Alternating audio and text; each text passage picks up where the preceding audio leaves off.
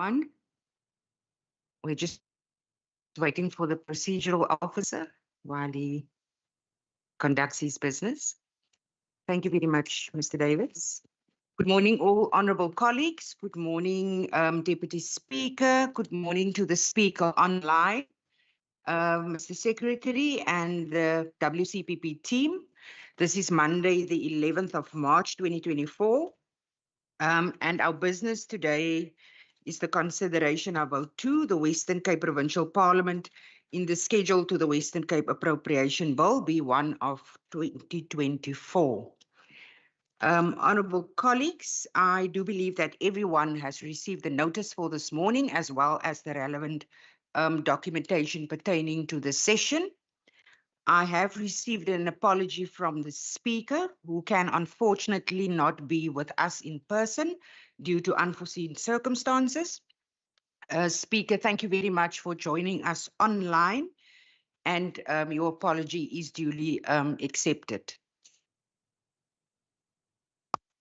Thank you very much, Chair. Thank you very much, Speaker. Now, for the record, we have received an apology from Member Kasim, and I believe Member Lecker will still be joining us in person as well. Thank you very much, Mr. Davids. We now go over to the attendance for the record. My name is Wendy Kaiser-Philander, and I will be chairing this session. Honourable members. Good morning, Chairperson and colleagues. My name is Gillian Bosman. I'm a member of the committee. Good morning, colleagues. Good morning, Chair. My name is Matlul Maseko. I'm the member of the Standing Committee. Good morning, everybody. I'm only an observer. Thank you very much, Member Poole, and you're also most welcome to this committee and this session. Deputy Speaker. Speaker, if you could go before me as protocol. Oh, my apologies, Speaker. Thank you very much. Good morning, Chair, and good morning, honourable members, and to the administration and Deputy Speaker. My name is Dalen Mitchell, and I'm the Speaker of the Western Cape Provincial Parliament. Thank you, Speaker. Thank you very much, Chair. Good morning, Beverly Schaefer, Deputy Speaker. Good morning, Chairperson, honourable members, Speaker, Deputy and colleagues. The name is Romeo Adams. I'm the Secretary to the Western Cape Provincial Parliament. Morning, Chairperson, Nicole Peterson, Chief Financial Officer. Morning, Chair. Dawo Jawdin, Manager Finance. Morning, Chair, members, Vernon Titus, Institutional Enablement. Good morning, Chair and members. Margot Goldstone, Director Strategy. Good morning, Chair and members. My name is Lubabalo Stemele, Director Parliamentary Support Services. Good morning, Chair and members. Mpokweli, Legal Advisor. Good morning, everybody. Andre Leroux, Senior Legal Advisor. Morning, members and colleagues. Yanni A, Speaker's Office. Morning, Chair. Good morning, members. Ridwan Babu, Knowledge Management. Good morning, Chair. Temba Keswa, PEO. Good morning, Chair. Good morning, members. Charles Delman, Charles at Arms. Good morning, Chair. Good morning, honourable members. Usman Alexander, Manager Supply Chain and Asset Management. Morning, Chairperson, members and colleagues. Mario Sassman is the name, and I'm the Manager for Committee Support. Thank you. Good morning, Chair and members. Sunil Fushia, Public Engagement. Morning, James Retief, Stakeholder Management and Communication Services. Good morning, Carolyn Prakasa, Manager, People Management. Good morning, Chair and members. Nzinikelo, Manager, Financial Compliance and Internal Control. Good morning, Jennifer Beckham, Manager in the Office of the Secretary. Thank you very much. That is all members, speaker online and members in the chamber as well as officials.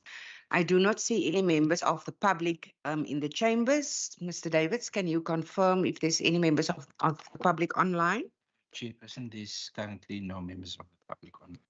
Keep an eye on throughout the meeting, Chair. Thank you. Thank you very much. Because as members are aware, this is a public meeting, and should there be members, they are also allowed during the session to ask any questions pertaining to the business presented today. Honourable colleagues, I will now move in terms of the agenda to page 3. And I just need concurrence from the committee in terms of tabling the vote itself. Members, I would propose that we not go page by page. Is it in order with you if we present the vote in totality, or would you want to take a few pages at a time? Totality, Chair. Is it in order? Then honourable members will then just refer to the page and ask the subsequent questions. As I said, if members of the public do join us, we will also grant them the opportunity.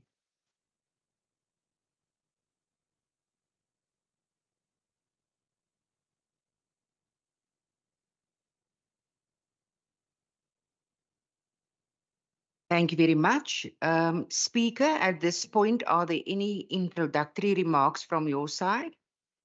Chair, thank you very much. And once again, thank you very much for accommodating me on this virtual platform. Chair, without going into the details, because I think through the CFO and Mr. Dowji, we will do the presentation.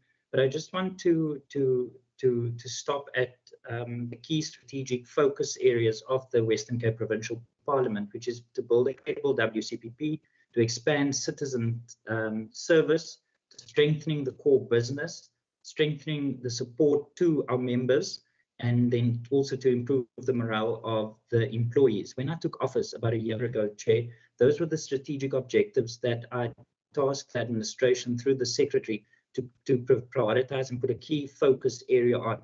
So as you'll see in this budget, that is exactly as this budget has been put together. Chair, it would be remiss of me not to stop at Program 1, which saw a total budgeted of 10.48 million rand. I think it's important also from the onset to highlight that that 10 million rand includes the logistical unit for catering and driving of committee services. They also facilitate the procurement of furniture. They also budget for things like members' laptops, the state of the province address, e-library services and research to members. So Program 1 is a crucial part of the core business of WCPP in order for honourable members to be able to perform their functions to the best of their abilities in the confinements of the budget. It will also be remiss of me, Chair, not to highlight some of the key focus areas or key projects for the 2024-2025 financial year, which includes cybersecurity based on the WCPP cybersecurity strategy, the chamber and venue upgrades that will see us upgrading the audiovisual requirements for the chamber and committee rooms, and the auditorium that requires an upgrade that has been coming on for years already. And then also, Chair, and I think the administration will elaborate more on that, something that is very notable that we need to take note of in this financial year is the static security services that is now the requirement of WCPP in order for static security services that was ordinarily rendered by the South African Police Services and the Department of Police Oversight and Community Service. And then also, Chair, in this first year, the provision for the 7th Parliament. Chair, the WCPP budget has therefore increased by 17 million rand for this financial year, but it must also be noted that some of the main appropriations from 2022-2023 were rollovers and funds for once-off projects that were planned for 2023-2024. Chair, with that being said, we look forward to a very robust engagement today, and I'll be, through the administration, we are ready to field any questions of clarity. Thank you very much. Thank you very much, Honourable Speaker. Honourable Deputy Speaker. From me, thank you very much. Thank you very much. Mr. Secretary. Chairperson, no introductory comments, but we are ready to go straight into the presentation if you so desire. Thank you very much, Mr. Secretary. Honourable members, just for the record, we have another member joining us. Member Syed, can you kindly introduce yourself for the record? Thank you very much, Chairperson. For the record, Member Syed. Yeah, thank you. I'm an alternate in the committee, just to put that on record as well. Thank you very much, member. You're most welcome. Honorable members,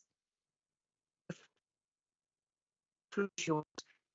By the show of hands, would like to go.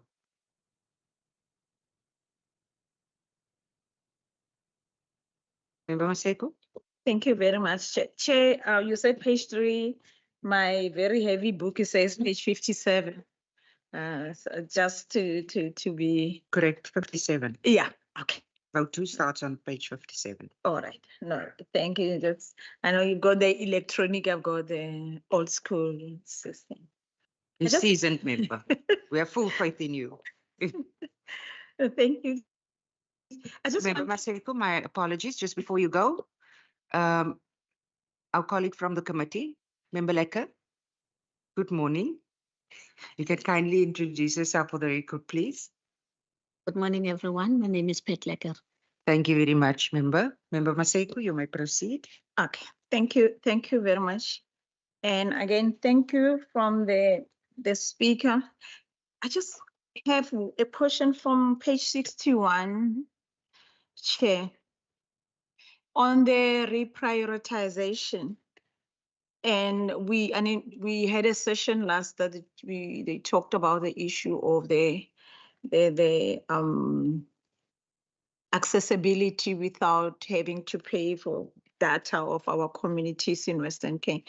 But I just want to find out on the strategic plan, when you reprioritize, besides the technology that you mentioned, what are other avenues that were explored to accommodate your Auntie Sarah's, to what you identified that we can see in the budget, that you identify the shortcomings of your Auntie Sarah's when coming to the accessibility of information for our communities. And I will sort of combine it with the PO also.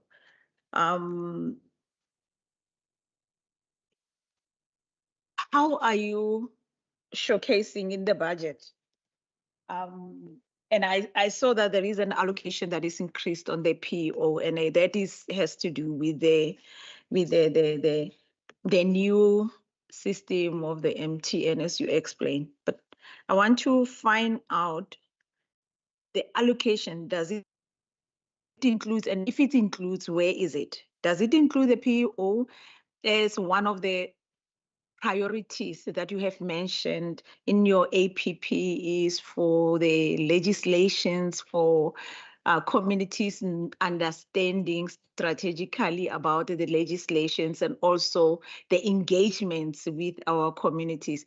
Now, if that is the case, where are you showcasing that you allocated the money to make sure that you accommodate the legislations?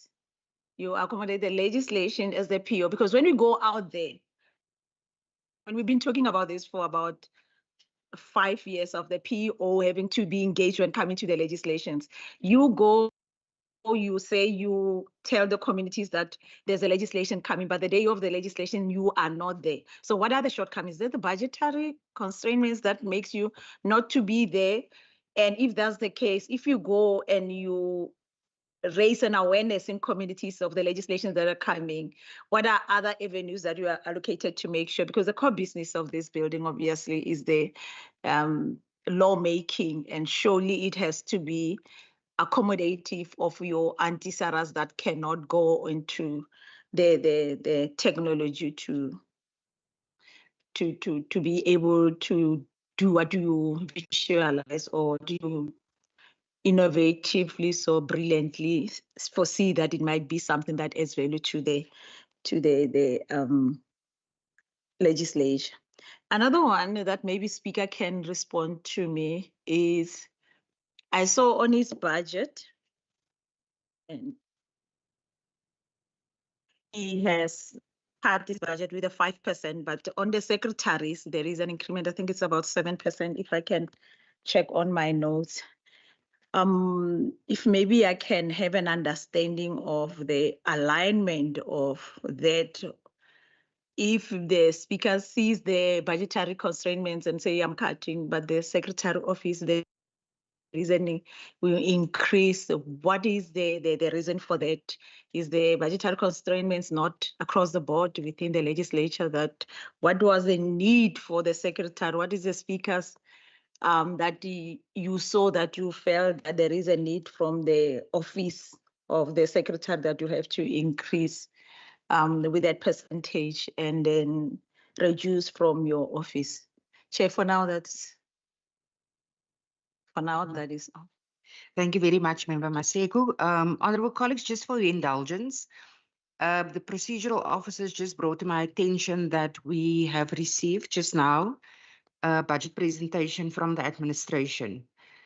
So it should be on your email now. And then, Mr. Secretary, I need to determine from you whether that was meant to be presented ahead of us going into the meat of things. Chairperson, indeed, it was meant to be presented before questions are posed on the budget itself, Chairperson. It covers some of the matters raised, including the introduction that the Speaker had made, Chairperson.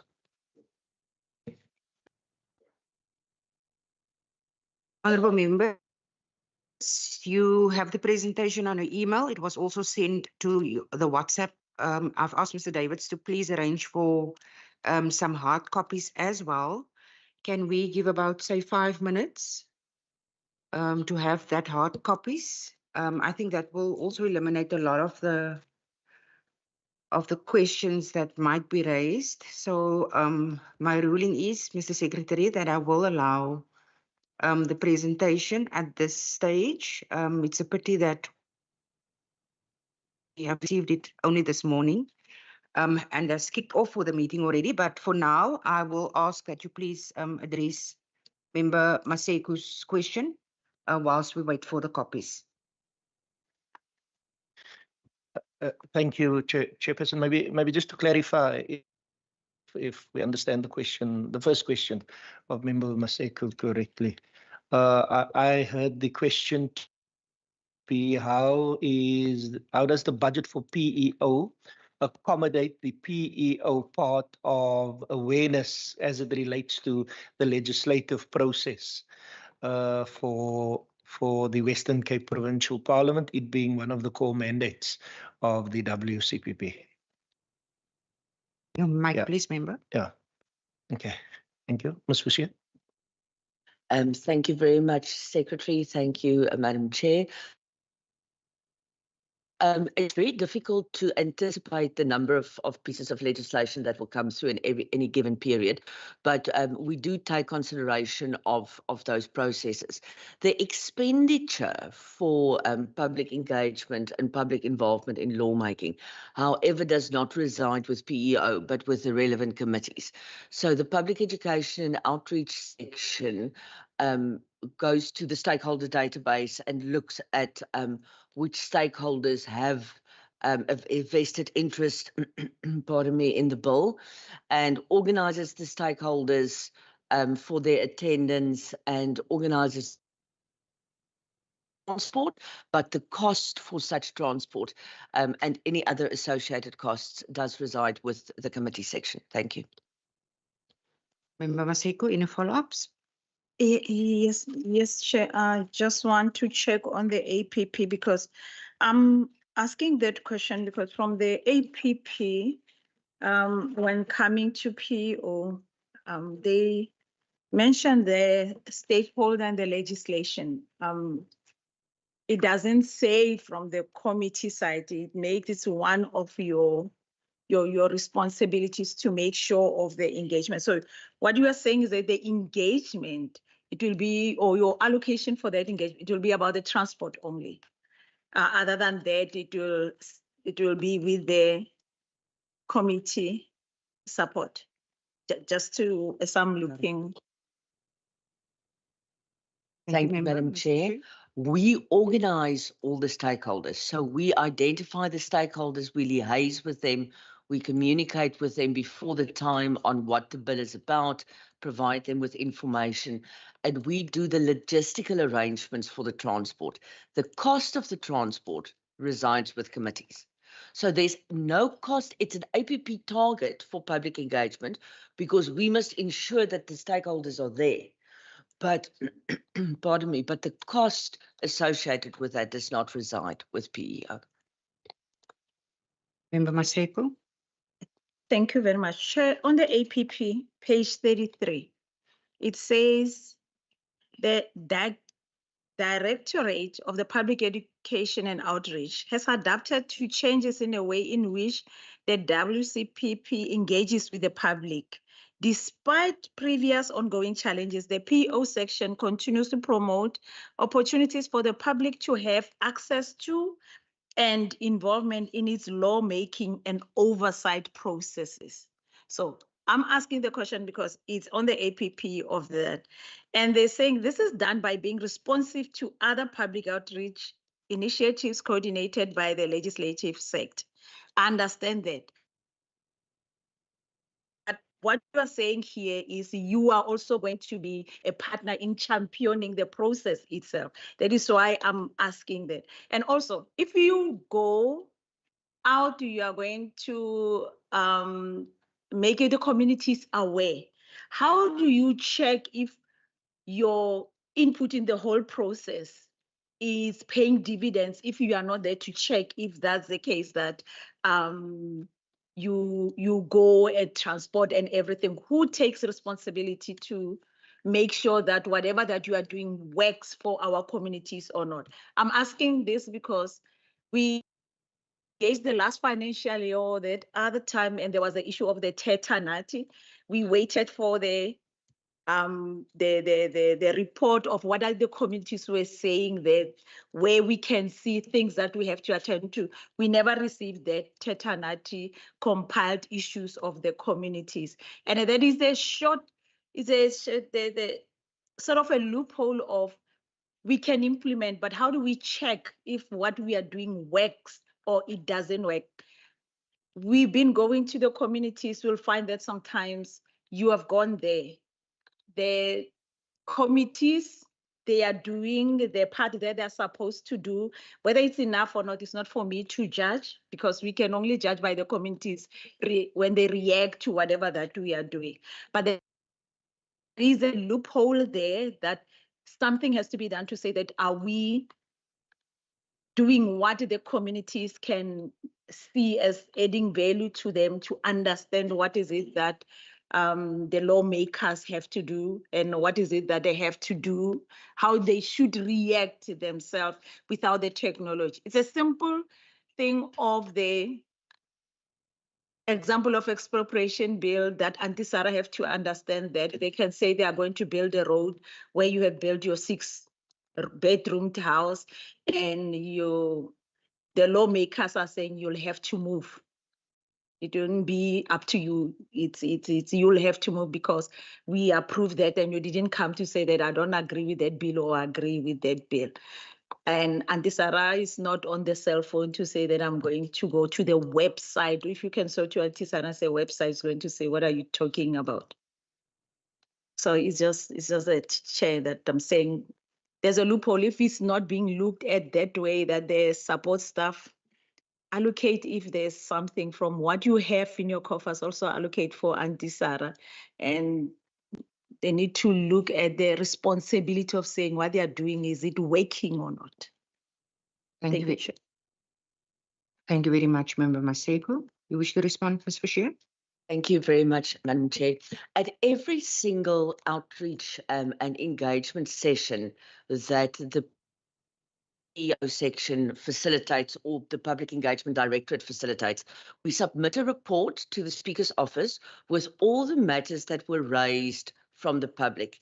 That is ATC'd. So that is communicated to every single member of this House, with the idea that members can take up matters if they so wish. That goes for everything, starting from Tetanati as well.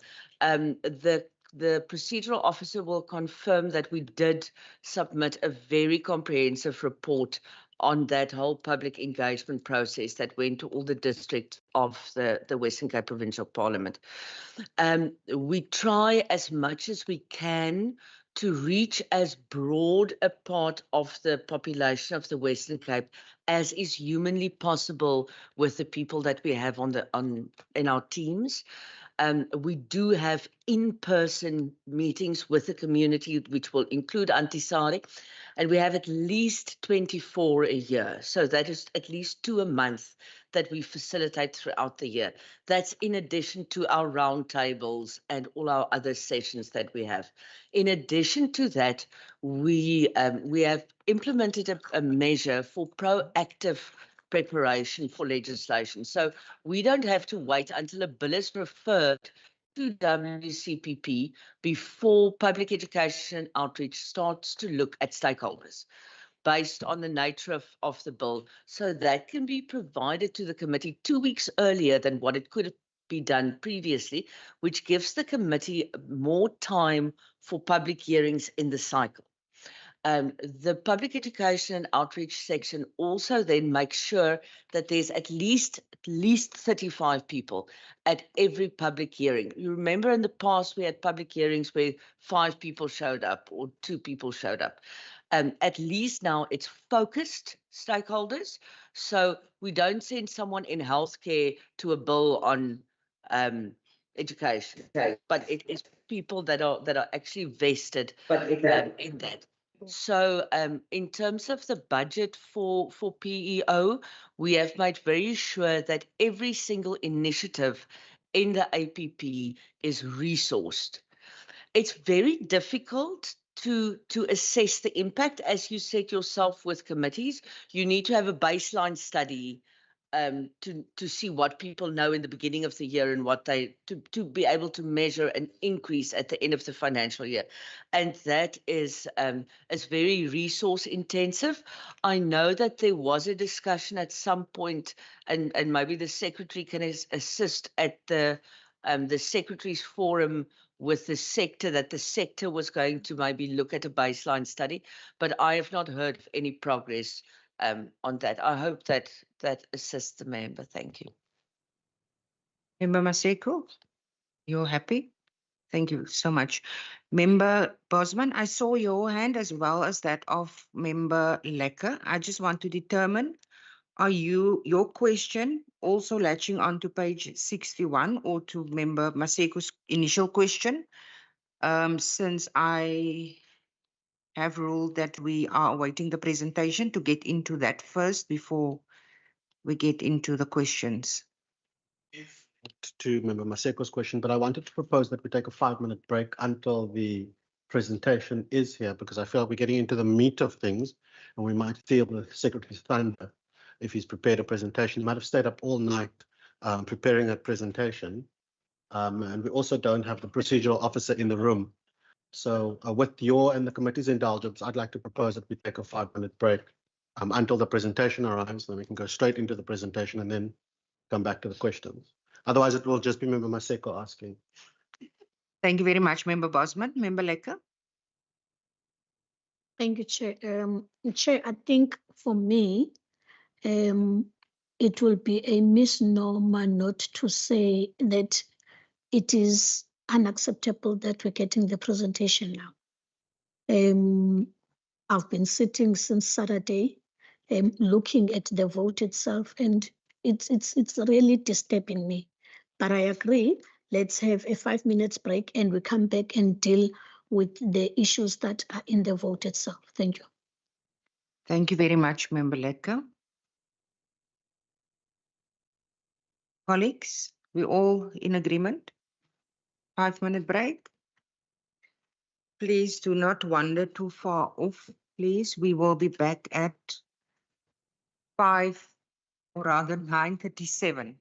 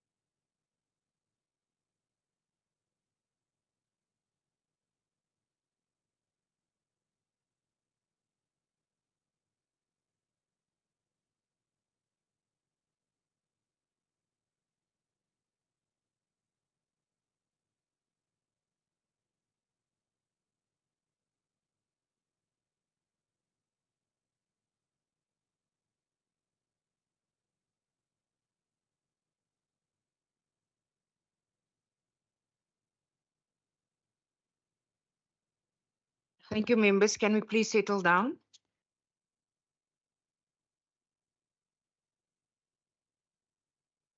Thank you very much.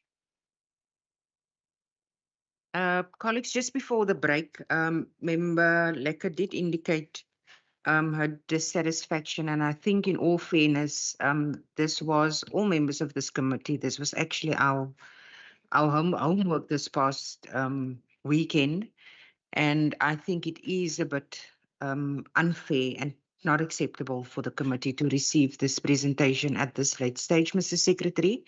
And I think it's only just right also to provide an explanation to the committee as to why we only received this presentation this morning, please, sir. Thank you, Chairperson. Maybe just apologies for the presentation only being made available this morning. Chairperson, if we go through the presentation, we'll see that the content of the presentation is already contained in Vote 2 in the Blue Book. The presentation just highlights some of the more salient matters that we think would be necessary to bring to the attention of the committee members. But once we go through the presentation, Chairperson, we'll see the information is contained in the Blue Book. Nevertheless, we apologize for the presentation only being made available this morning. Thank you. Thank you very much, Mr. Secretary. Who will be presenting? Thank you. You, Chairperson, I would, if I may. Thank you, Chair. I'll start on slide 2. As the Secretary mentioned, the detail in the presentation is just a bit of some more detail as to what is in the Blue Book. So I'll just highlight specific things in the presentation to give more detail on the figures that's in the Blue Book. So with regards to slide 2 is a summary of the process of our allocation letter. So during the deliberations with Provincial Treasury in the second round submission of our budget to Treasury, due to the country's dire fiscal conditions, all the departments had cuts in their baseline. We, however, during our MTech engagements with Provincial Treasury, had stressed the fact that the cuts to our baseline would cripple our functioning and meeting our constitutional mandate. In our deliberations, we had specifically mentioned where we need funding for projects we need in the outer years. We play a part in assisting Treasury due to the fact that we have some budget constraints in the country.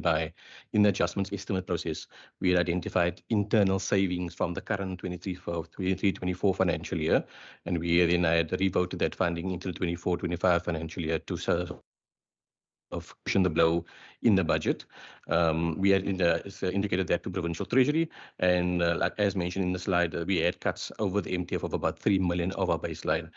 We then, after deliberations with Provincial Treasury, received our final allocation letter for this final budget, and then our baseline was then restored. So the cuts were then removed, and we basically had our baseline restored. In addition to that, in the middle year of the MTF, which is the 25-26 financial year, as I mentioned, as part of our MTech engagements, we had stressed the required for the chamber upgrade and the different venues AV upgrade. We then received an additional 3.5 million in the second year of the MTech for that.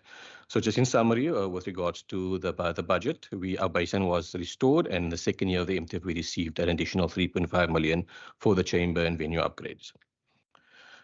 Then just with regards to the summary of the budget, I think the presentation is a bit slow, so wait for that slide to come up. Okay, I'm on slide 3. With regards to the budget, so our budget is, for the 24-25 financial year is 203,208,000, which is a 7.78% increase from this current financial year. If I can maybe just touch on certain reasons for the increases, I think that was one of the questions. If we look at Program 1, there is a 12.57% increase in that budget. And the main reason for that specifically is the fact that additional funding is made provision in Program 1 for the cost of the static security service, which previously was paid for and done by SAPS previously. We are now required to pay for that service. So that's that, and as well as as I mentioned previously, the chamber venue upgrade cost is also in Program 1. So that's the main reasons for the 12% increase in the program 1. Chair, I must apologize. I think there is a slight delay. There we go. There's a very delay in the slides from when I'm skipping from my laptop. Jawudeen, at least we do have the hard copies Okay, and can follow. thank you, Chair.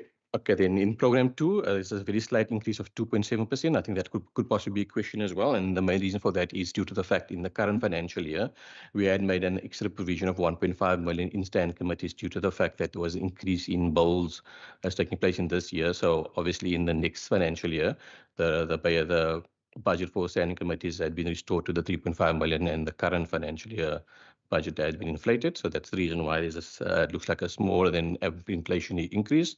With regards to public engagement, the reason for that slight increase of 1.53% is due to the fact that there was initially budget for the digital online platform, which is no longer taking place. So the increase excludes that, and that's why it looks like a reduced or a small increase in public engagement. However, provision in the budget has been made for all the work required in public education and outreach. In member support, that is an inflationary increase. That's slide. So if I go to slide 4, slide 4 just basically gives a summary as in economic classification of the previous slide that I did mention. So there we can see, if I can just touch on C, compensation of employees is showing an 8.8% increase. And that's mainly due to the fact that we are making provision for a full establishment. So an inflationary or CPI increase provision has been made, but we are making a provision for all vacant posts to be filled. And that's why the increase looks like a bigger increase than inflation, which is 8.8%. For goods and service, the reason for the reduced increase or the reduction in the provision there is due to the fact that in the current financial year, we have quite a few once-off projects which we're finalizing within this current financial year, which obviously won't have a carry-through effect. And the once-off funding has been provided in the current financial year. And this is mainly inflationary increases. Then on slide 5, in program 1, there's the budget of 96.461 million, and that's and like I mentioned, that is just a summary per sub-program of the 12.5% increase.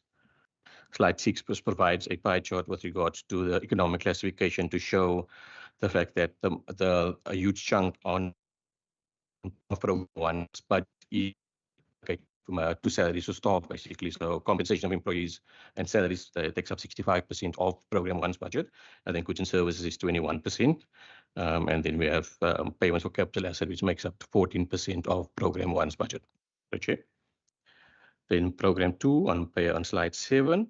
There we have the increase of 2.71%, and there we can see what I mentioned earlier. We look at standing committee's budget. That budget went from 2.6 million in the main appropriation. We then gave an additional amount to that budget, and increase that budget to 3.8 million. However, we have then in the next financial year restore the 3.5 million budget for standing committees. And like I said, because of the increase additional funding provided in this financial year, that's why there's a decrease in standing committees budget, and that's the main reason in the lower than inflationary increase for program 2. Program slide 8 again just breaks down the economic classification of program 2, so we can see that 77% of program 2 budget is basically allocated to compensation of employees. Slide 9, public engagement. Here we're specifically looking at a 1.5% increase in the budget. And if we look at public education outreach, we'll see that increase is 0.3%. That's what I mentioned earlier, the fact that due to the fact that the digital online platform is not taking place, that budget obviously was revoted. And that's the main reason why the total budget or increase is less than the inflationary increase. And then slide 10, like previous ones, and it splits program 3 into economic classification, and there we can see that 83% of that budget is on salaries and 17% is allocated to goods and services.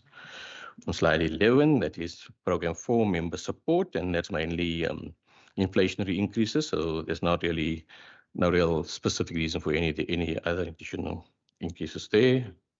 See my. Then slide 12, there we can see that for member support, the main contributor there is transfers and subsidies, and that's 88%. And the main reason for that specifically is the secretarial and constituency allowances. So 88% of program 4's budget is allocated to members' secretarial and constituency allowance. Slide 13, just a bit of background with the chair and members.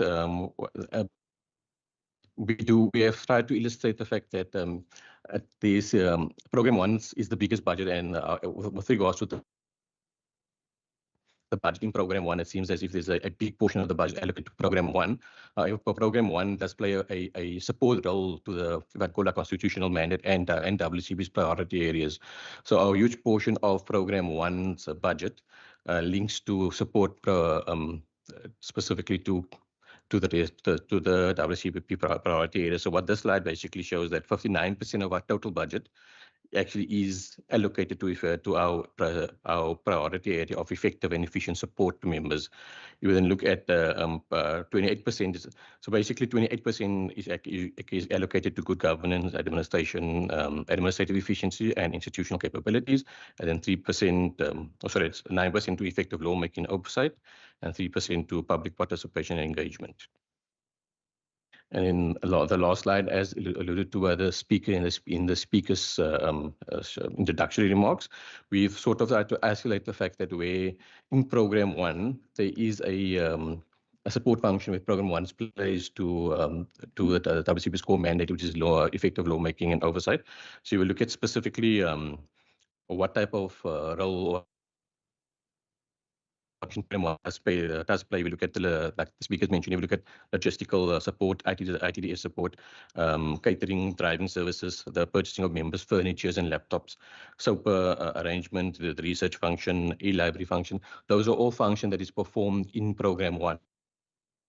And if we look at the total, as well as now currently the new funding provider for the static security service, that is also going to be performed in program 1 by the Sergeant at Arms sub-program. So if we look at that total, a total of 12 million rand in program 1 is in support of effective lawmaking and oversight. And if we look at that if we look at program 2, where the majority of the roles of lawmaking is taking place, that's another 50% of that budget. So if we can allocate that fund into to committee support, it'll be, if we look at another additional 50% of the budget that is performed in program 1, but in support of program 2, which is basically to ensure that we have sufficient funding for effective lawmaking and oversight. So this last slide is basically just to show that even though the program 1 budget is there is function within program 1 which supports the WCP's core mandate. Thank you, Chair. That is in summary the presentation, which is some detail of information that is in the Blue Book. Thank you, Chair. Thank you very much, Mr. Jawuddin. Mr. Secretary. Thank you, Chairperson. If I can maybe then just summarize, but before that, we had forgotten to maybe just tender the apology of Mr. Skrike. He is unfortunately unwell, so he's not in attendance today. Maybe just four key areas from the budget specifically. Firstly, compensation of employees. The committee members would see that the budget that has been indicated in the book for cost of living increases is CPI. The Western Cape Provincial Parliament had, over the past parliamentary term, not exceeded the budget that has been made available in terms of compensation of employees. We are therefore able to really effectively manage that specific area of the budget. Members would recall that in the sector itself, there would be agreements at the central level where those agreements might have caused some pressure on other legislatures in terms of the carry-through effect. If we look at the matter of the chamber upgrade, the big plan is to look at the upgrading of all of the WCPP venues. So it's the chamber, it's the committee rooms, it's the auditorium. Because the cost is so big and the financial pressures within a specific financial year, the strategy is to do it over multiple financial years by prioritizing the chamber first. Now, the question would be, why do we need to upgrade? The technology in our venues is quite dated. On advice of the experts, we were told that we need to make a plan to look at the upgrading of that technology, failing which we could get to a situation where that technology will just collapse and then the services would then not be able to be delivered. We currently, members would know that we currently do hybrid sessions, whether it's committee rooms, committee meetings or whether it's a plenary, the technology needs to carry us through to those specific activities, and therefore the upgrades are required. In terms of the static services, so prior to 2023, members would recall that if there is a public hearing at a venue outside of the chamber, there would be specific services provided by SAPS and or the Department of Police Oversight and Community Safety. When we needed to conclude a new agreement with the Department of Police Oversight and Community Safety, they had given us an indication that on legal advice, they would no longer be able to continue with those services because it's not necessarily strictly within their mandate. There was then engagement with the South African Police Services to see whether they would not be able to deliver the services on venues outside of 7 Wales Street. There was then a national decision by the South African Police Services that when such services is delivered outside of the national key point, the client, in this case the Western Cape Provincial Parliament, would then be billed for those services. A process has subsequently been put in place, and we've, let's call it, piloted it over the public hearings that have been done now recently, where we would express the need for manpower. So it's how many bodies would be required from what time to what time at which venue, and we would then receive a quotation from the South African Police Services for those services to be rendered. Chairperson and honourable members, it then means going forward the WCPP actually has to make provision for the static services if there are public hearings or any other WCPP activities outside of the 7 Wales Street building. The last matter, Chairperson, would be committee budget. Members would recall that at the start of the term or just post-COVID, the committee budget was lower than what it would have been should we not have given back some funding to the provincial fiscus as requested for COVID priorities. The 3.5 million that we're starting off with in the 2024-2025 financial year, we would like to think would be the baseline that could grow for committee work over the years going forward, obviously depending on a commensurate increase in terms of percentage of the overall budget for the Western Cape Provincial Parliament. Mr. Jawuddin had given an indication of what the budget had looked like. I think we started off in the budget appropriation process in just last year with an amount of 2.6. That amount has now been increased to 3.5 million at the start of the financial year. Chairperson and committee members, we obviously also endeavour to, when funds do become available, to see whether it is feasible to provide additional allocations through the adjustment estimate process for committee work to be attended to. Thank you, Chairperson. Thank you very much, Mr. Secretary. Colleagues, back to the questions and answers. Member Bosman, you were next in line. Thank you very much, Chair. Chair, just before I go into the questions, I just want to ask if there's perhaps a typo on page 73 and page 69, Program 2 Parliamentary Support Services, or is it the same sort of outcomes? It says on page 69, it says Program 2 Parliamentary Support Services is to provide effective procedural and related support to the House, its members and its committees to make laws, conduct oversight and facilitate public involvement.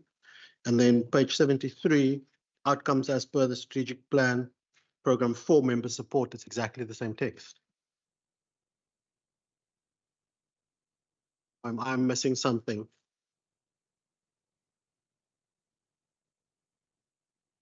With reference to pages 69 and 73.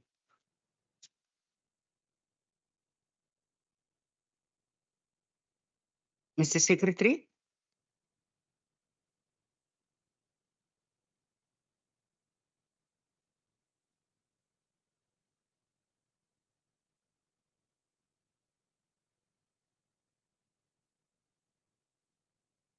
Chairperson, it's the broad statement of the strategic objectives, Chairperson. If we look at members' support, members are also responsible. Well, members ensure the delivery of what happens in Program 2, specifically parliamentary support services, whether it be on the committee side or whether it be on the plenary side.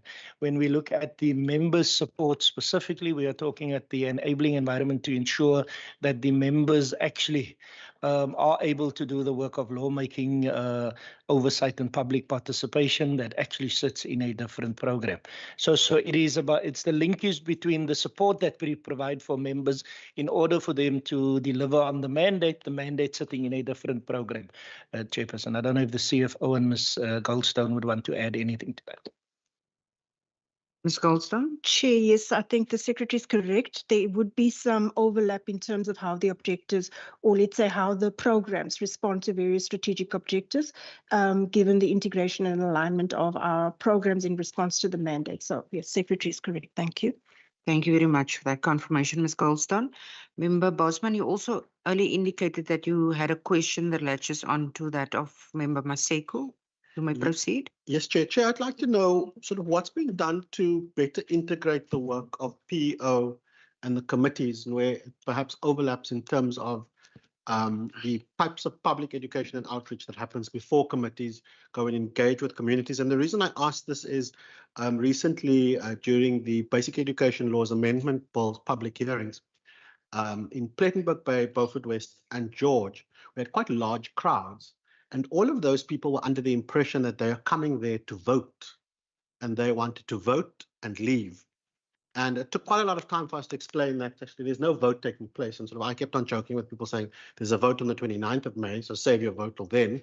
But this is an opportunity to engage on the bill. And I just wanted to get an understanding of whether there's a conversation between the WCPP, the NCOP, and the National Assembly around how we educate the public around the lawmaking process. Because there's sort of the oversight train or the public engagement train around bills or public comments. It's the NA does its process and it goes to some of the same communities that we go to.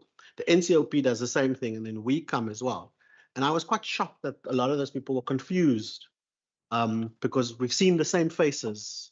And I don't know, I know with the Bella Bill, there's a whole lot of crazy TikTok sort of news that's gone around.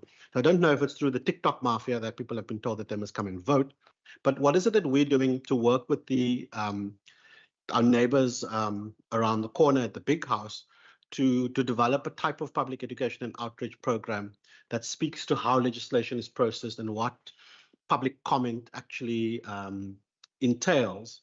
And also, how do we get PEO and the committee services to better plan the program so that members are also perhaps more involved in what PEO does? So when PEO goes up, there's an element of it where committee services is also involved as well. And then the other question I had was around the audiovisual enhancement project and maybe asking if there's a conversation happening around the outputs being extended beyond just the WCPP YouTube page and website, and perhaps whether we're looking at sort of Facebook Live and Twitter Live, because more people seem to be on there, and also whether there's a possibility of having a conversation with community TV stations such as Cape Town TV, for instance, because I know the Gauteng Provincial Legislature has their sittings broadcasted on Soweto TV, for instance. And when we were in Scotland at the Scottish Parliament, we were shown their broadcasting facilities, and I think the Secretary and the Deputy Speaker can remember, it was quite impressive because they're able to provide output that goes directly to the BBC and to international news channels. And their system is sort of, it's like a TV station underneath in the basement. So how do we get to the point where that kind of quality goes directly to broadcasting stations, but also making sure that we get more people to watch it besides just the YouTube audience?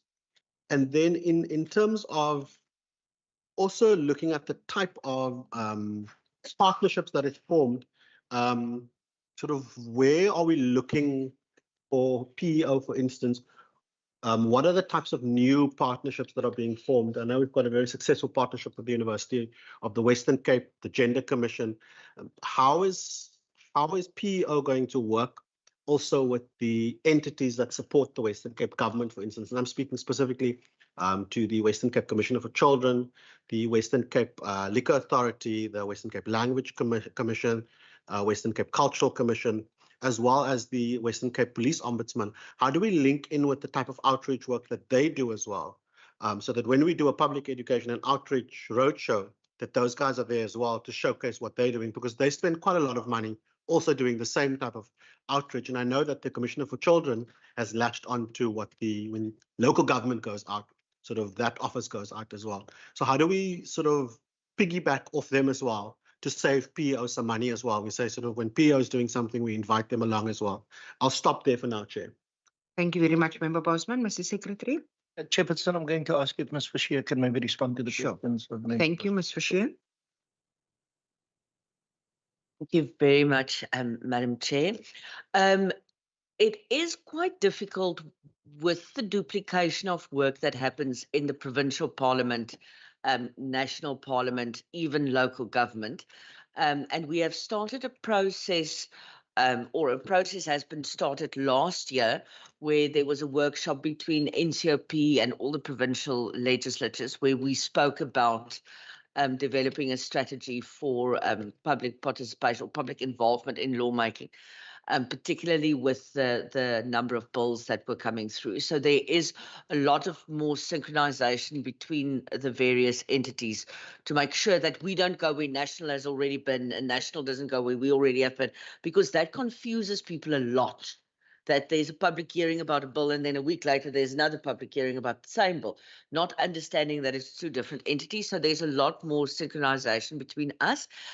We also have a partnership with local government. So we do leverage of their public participation networks quite a bit. We are actually having a workshop with local government stakeholders on the 19th to work on how better we can collaborate and cooperate so that we can be even more effective in our public involvement.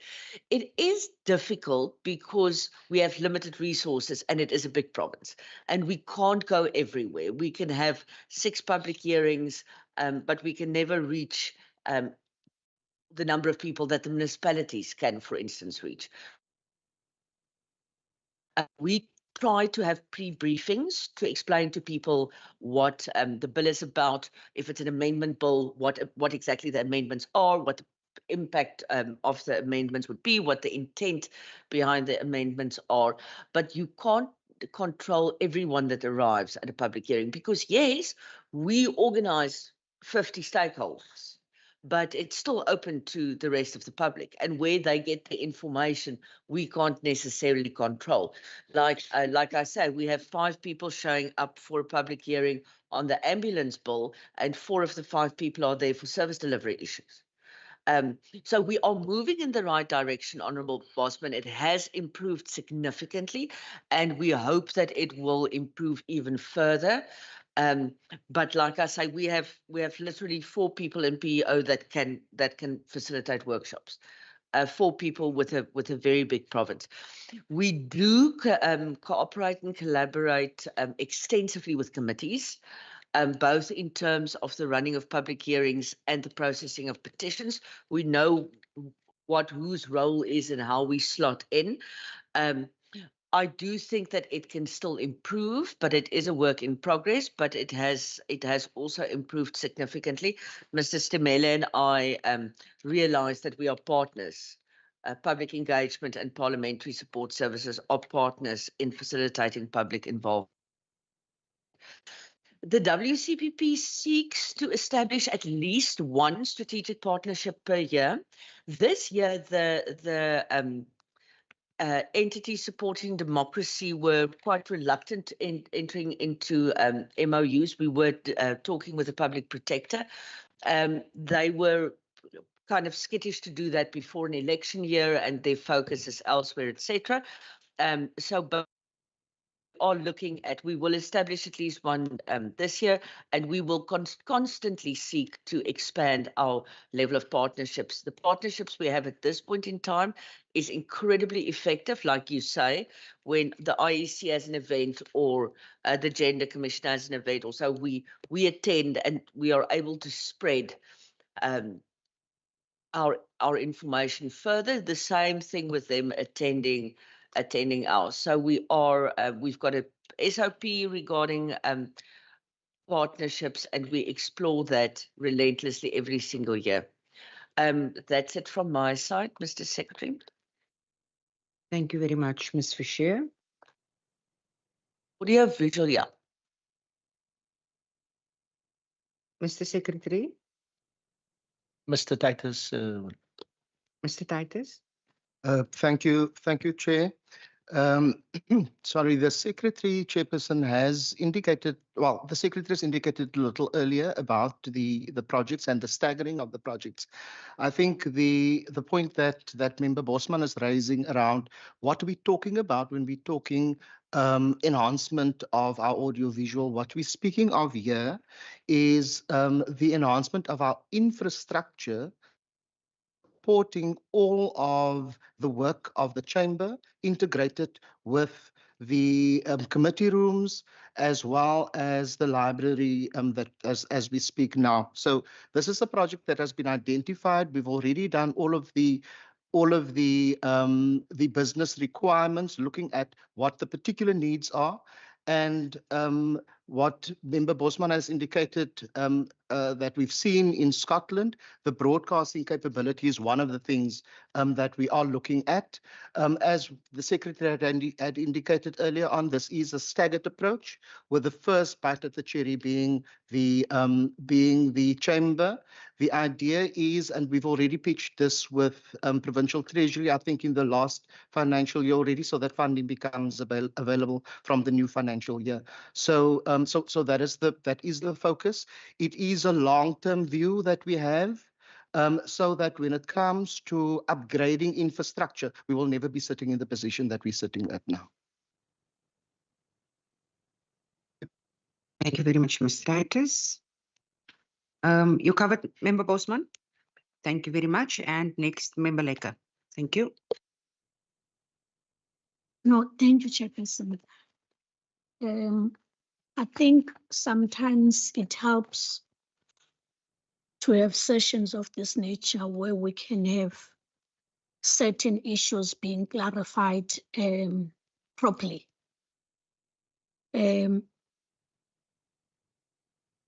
Because, Chair, whilst there is a view to conduct public awareness, there seems to be also an inability to do that type of work properly. I'm saying this because the metro accounts for 63% of the total population of the Western Cape. And if you go to Kalkfontein, you go to Kalksteenfontein, you go to Ramaphosa or Marikana, people don't know anything about the Western Cape Provincial Parliament. Even worse, when you're dealing with quite a number of bills that we have in our possession, people seem not to know anything about it.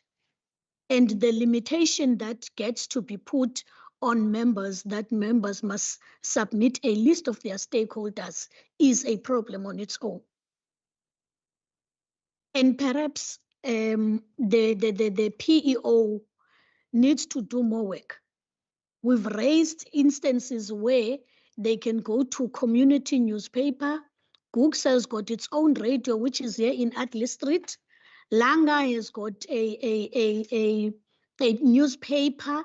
Samora Machel, which covers the Greater Philippi, has got a radio station besides the well-known radios Bonel. These are the instances that have been raised in this house that perhaps communication must go via those platforms. And I hear little about it because at least I tend to crisscross in these communities. And I think it's not fair for the people of the Western Cape not to know about anything that happens in this institution. And And therefore, Chair, I think I want to send a message that when we speak in this House, it must not be disregarded. It must be taken serious that communities out there don't know anything about what we're doing. Instead, there's money that goes out to those relevant sections that needs to deal with it, but we're not getting a value for money. I'm going to be honest and say the value for money not there. Now, Chair, I want to request that seemingly there is no correlation. Once you've got stakeholders in the PEO, you've got the budget for public participation in the committee section. Perhaps there needs to be a proper conversation of how do you link that together so that we know tomorrow we're not told that the budget is elsewhere, it's not with us, and therefore we don't have enough budget. We're only focusing on the stakeholders that we have in our position, because that's the conversation we've been getting. Let me move to the second point, Chair. Whilst acknowledging that 63% of the people of the Western Cape are here, we tend to identify the chamber as the ideal spot for public participation. I don't know, someone from Selorispas, how is that person going to come to the legislature? Because the taxi costs 45 rands from Strand to here. And from Selorispas, there's another taxi that takes that person from Selorispas to Strand. And from Strand, you take another taxi to Cape Town. Kraaifontein is the same. Vrygrond is the same. Mitchell's Plain is the same. Now, Chair, I really find it disgusting, askis vir die woorde, that people will be led to this small space. When you have a space like the Sightsee Hall opposite the taxi rank, you have a hall in Kraaifontein, you have a hall everywhere. There's 2 song centers everywhere. Now, I want to ask whether, is there an appetite to succinctly deal with issues of public participation, including public education out there? If a grade 6 and a grade 7 know nothing about this legislature, the grade 6 and grade 7 knows nothing about the tobacco bill, then for me, it says there's something wrong that this parliament is not doing properly. And I want to move, Chair, having said that, I really want to move that we take into account these areas that I have already highlighted, and perhaps get, this is our last meeting. Can we get a commitment from the administration that these things will not happen again? 30 years in democracy and people still don't know what is happening is an indication that we don't have an appetite. And we must really get a commitment. Fortunately, I'll be coming back, even if I won't be sitting in this committee, but I'll make a follow-up and find out if our communities are aware and do away with this arrangement of stakeholders, because it limits our people. We had a public hearing on the NHI, and we were told that it only reserves transport for those stakeholders. Transport is reserved for stakeholders and not for the broader community. Not everyone is interested in forming part of the stakeholders. I've said this before, and I'm saying it today. Then, Chair, I think one aspect that I would have wanted to deal with is around the issue in page 66 on the expenditure trends analysis.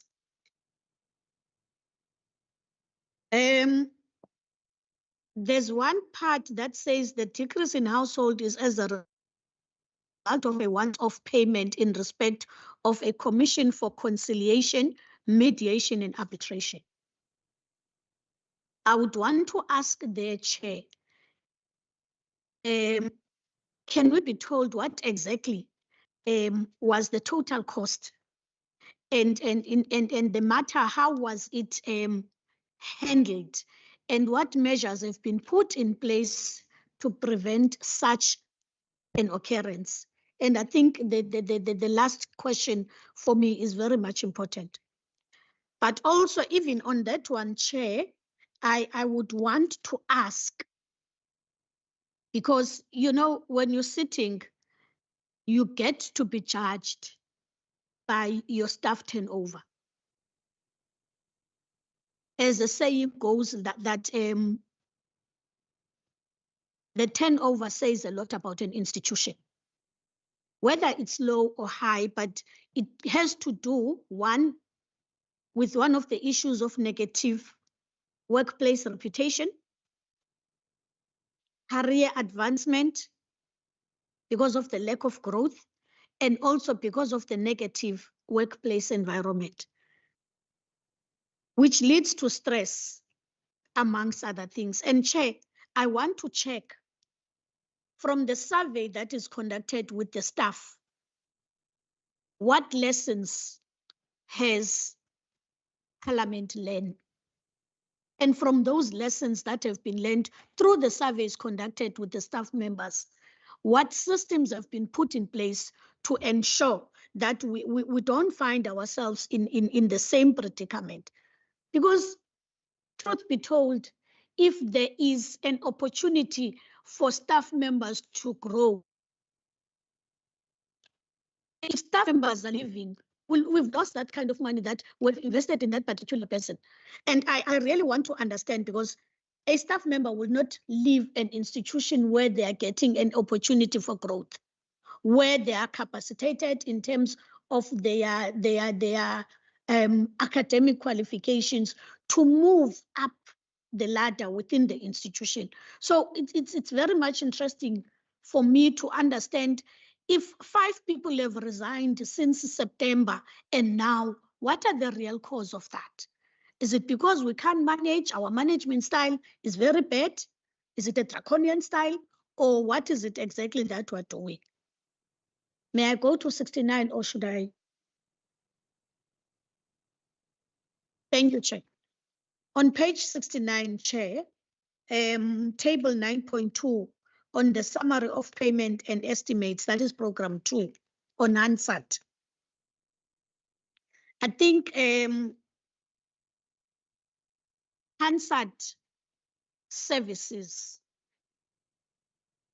for us as members, or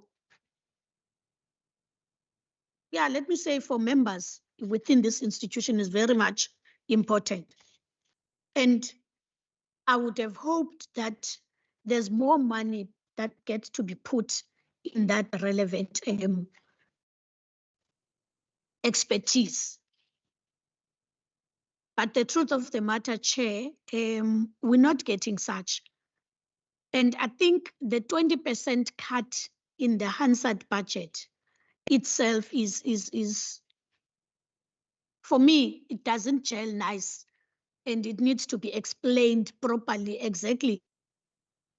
Why did we cut that budget by 20%, and how do we think we can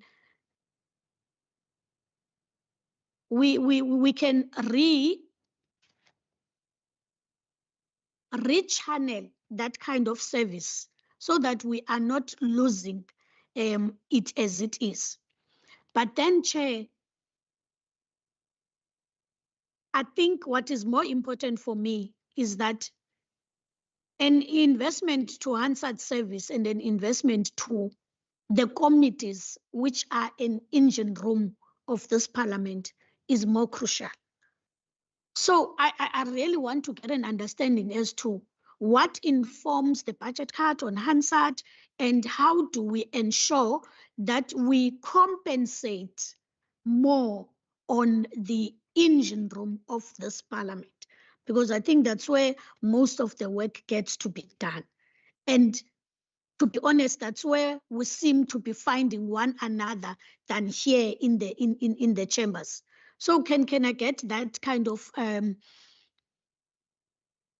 what do you call it? That kind of comparison, and how do we identify areas of priorities in terms of our budgeting processes. Thank you, Chair. Very much, Member Lekker. Mr. Secretary. Thank you, Chairperson. I'm going to ask that some of the other colleagues, Mr. Titus, Ms. Pipia, and Mr. Stimele, also assist with the responses, but maybe just the following. In terms of venues for public hearings, Chairperson, it's my understanding that when a piece of legislation is introduced and is referred to a committee considers the plan on how the committee will attend to that piece of legislation in terms of public hearings, but also where those public hearings would take place. The administration, yes, is able to provide and make an input, but it's ultimately the committee that decides that a public hearing will happen in X location, in X venue, etc., etc. Chairperson, the other comment that I would like to make is the issue of Hansard services. So if we look over the 2020, 2021, right up to 2023, 2022, 2023, the audited expenditure for Hansard services, there's a specific trend, if we want to call it that, in terms of what we had paid over the years for Hansard services. In the 2023-2024 financial year, the current financial year, we had budgeted a bit more because it's the end of a parliamentary term, and therefore we had anticipated that there might be a bit of an uptick and increase in the work for Hansard services specifically. In the 2024-2025 financial year, it is the start of a parliamentary term, and experience has been that we start off a bit slow, and therefore we anticipate that the need for Hansard services in the first year of a new parliamentary term might not be as big as what it would be at the end of a parliamentary term. We are comfortable that adequate provision has been made for Hansard services, although there is a bit of a decrease. Adequate provision has been made for Hansard services. We must also understand we pay for an actual service that is delivered. Again, the administration is not in control of how many sittings of the House there would be and/or committee meetings where Hansard services would be required, but we are comfortable that we'll be able to attend to that specifically. Chairperson, with regards to the budget for committees, I had after Mr. Jawadin had made his presentation, I had touched on the matter of committees. If we just, in terms of page 69, look at the main appropriation for 2023-2024 and compare it to the proposed main appropriation for 2024-2025, there is an increase of almost 900,000 for committees. Again, as I previously said, we had thought it necessary to start off at an amount of 3.5 million because that is, well, before COVID, we were just short of 3.5 million. We thought it necessary, especially in a new parliamentary term, to put that amount there so that we can build on that going forward. If in 2023-2024, because it was the last year of a parliamentary term, and we had anticipated there might be quite a bit of an influx in legislation that the Western Cape Provincial Parliament needs to attend to. We had, in the adjustments estimate, we had provided an additional 1.5 million for lawmaking to be attended to, both from the public participation process and the committee work specifically. And that then got the amount to 3.8. We are committed to ensuring, obviously within the limitations of the budget provision, that we stick to the 3.5 million and build from there, rather like when we for the COVID priorities, reducing the 3.5 million within the committee budget specifically. Chairperson, I'm now going to maybe just ask Ms. Fouchier. There was another question on public participation. Mr. Titus, there was a question on the surveys that staff complete. And then Mr. Stimele. Maybe just as a last point, generally in the public service, a vacancy rate of 10% is considered acceptable. In the current parliamentary term, the Western Cape Provincial Parliament had always aimed and had achieved a vacancy rate of below 10%. There are instances where staff retire, where staff and when staff choose to exit the institution. Some of those instances are outside of the control of the employer. If somebody passes on, it's clearly outside of the control of the employer, and the vacancy then needs to be filled. An institution, when they look at their strategic plan, the resourcing of the institution in terms of the human resources that it's required for that specific institution is aimed at what resources, at which levels do we need to implement this strategic plan. The functional enhancement exercise had looked at that. Yes, it was in towards the end of the 5th parliamentary term. But what we have done in the 6th parliamentary term is when a position becomes vacant, there's an assessment of whether there's still a requirement for that position to be filled or whether there are other pressing needs elsewhere in the institution that needs to be attended to. Chairperson, I'm going to stop there for now and maybe then on other colleagues to add to the responses. Thank you. Thank you, Mr. Secretary. Mr. Chair. Thank you very much, Madam Chair. Chairperson and members, the administration of the WCPP, and in particular public engagement and parliamentary support services, are incredibly passionate about public participation and public involvement.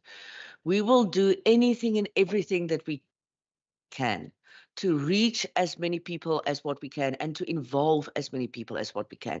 We sit at the beginning of every term and we sit at the beginning of every year with our budget and our operational plan, and we try everything to optimize the impact that we have in the province.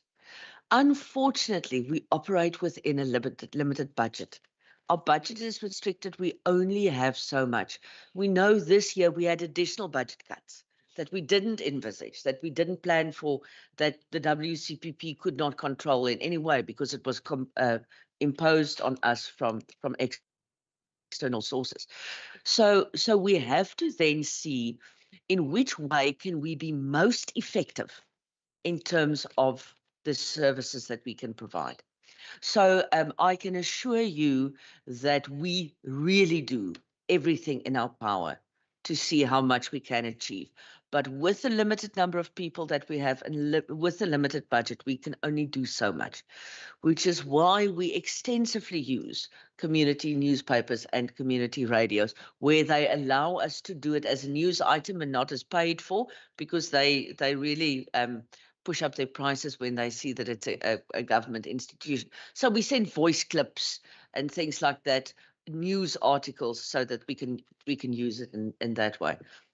With regards to the transport that we provide for public hearings, we simply do not have the resources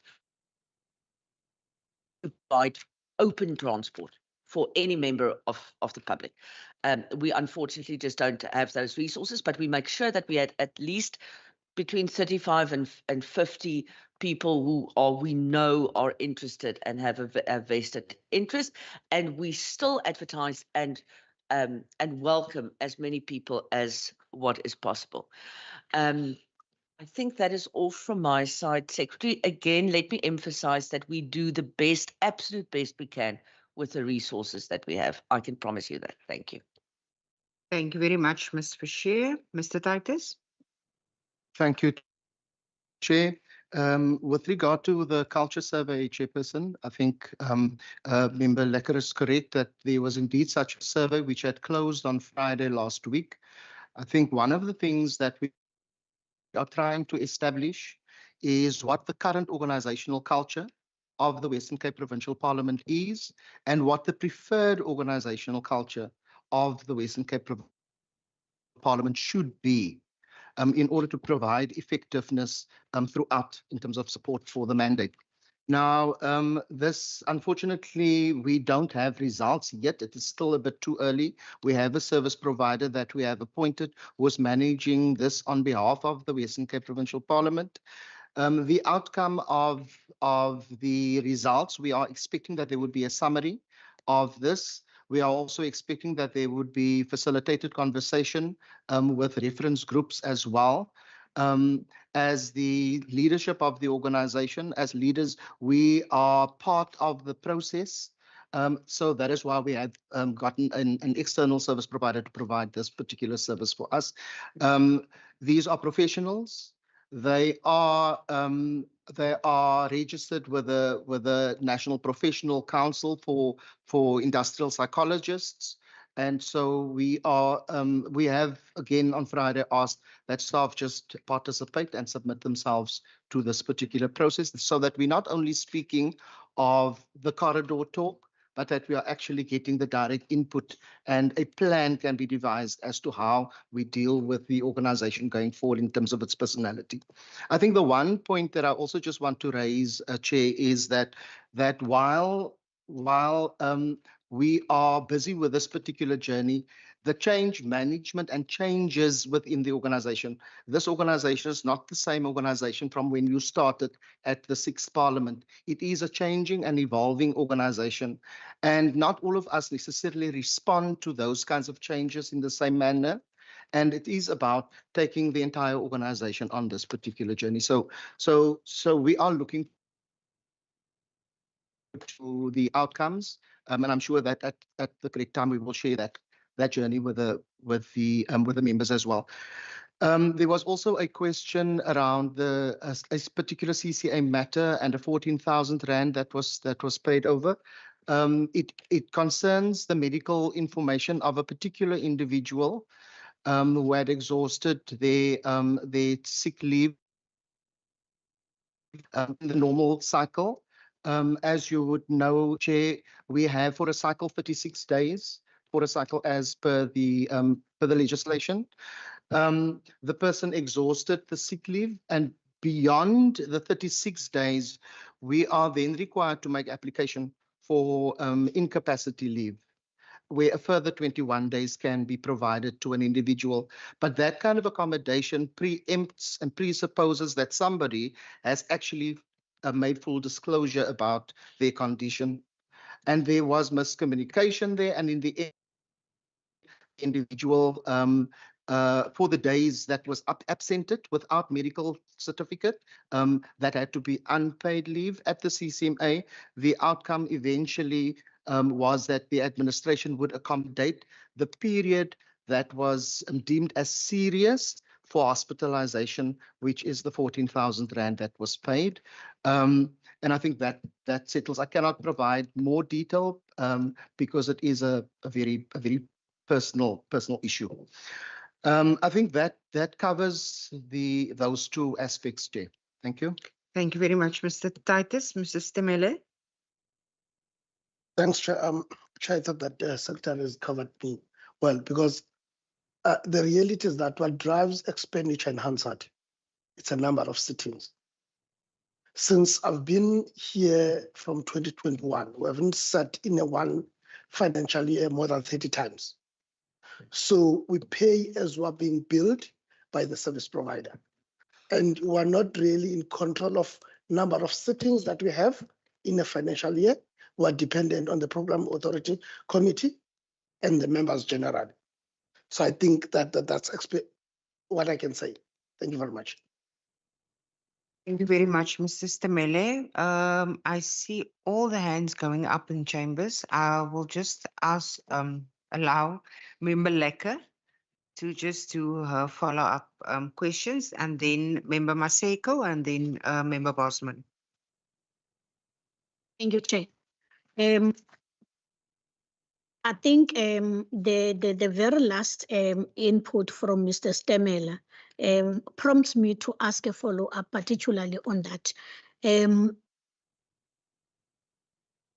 Will the budget that has been spent on Hansard be the benchmark of budgeting again for the 7th Parliament? I'm asking this because for the first time in the 5 years that I've spent before in the 5th administration, the 6th administration has had less sittings will that be a determination factor for the number of sittings that this parliament may have because of its budgetary processes? Then I want to move, Chair, to a follow-up that I've had with regards to the staff turnover. Can we be provided with details as to how many people have left the institution and what were those reasons for them leaving the institution? And in each instance, was there an exit interview, and what transpired out of the exit interview? Was there an effort to retain such persons that have decided to leave for various reasons? And then, Chair, also in terms of the committee, because I see an opportunity for what you call an induction. I am seeing this as an opportunity because if members in the induction were told that they need to identify areas for public participation, I'm sure they would not have missed an opportunity to send a public participation in the township where you find 7 churches in one area, particularly when it comes to the Bella Bill that we once had, which triggered many religious fraternities to have their own say. I'm raising this because I think it's important. If you see a trend of where this public participation was sent, it's like there seems to be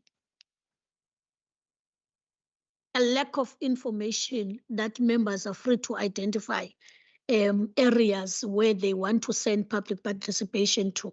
So this is just a proposal, and I'm sure I will sit in one of the induction sessions just to see if the recommendations that we're making here are implemented.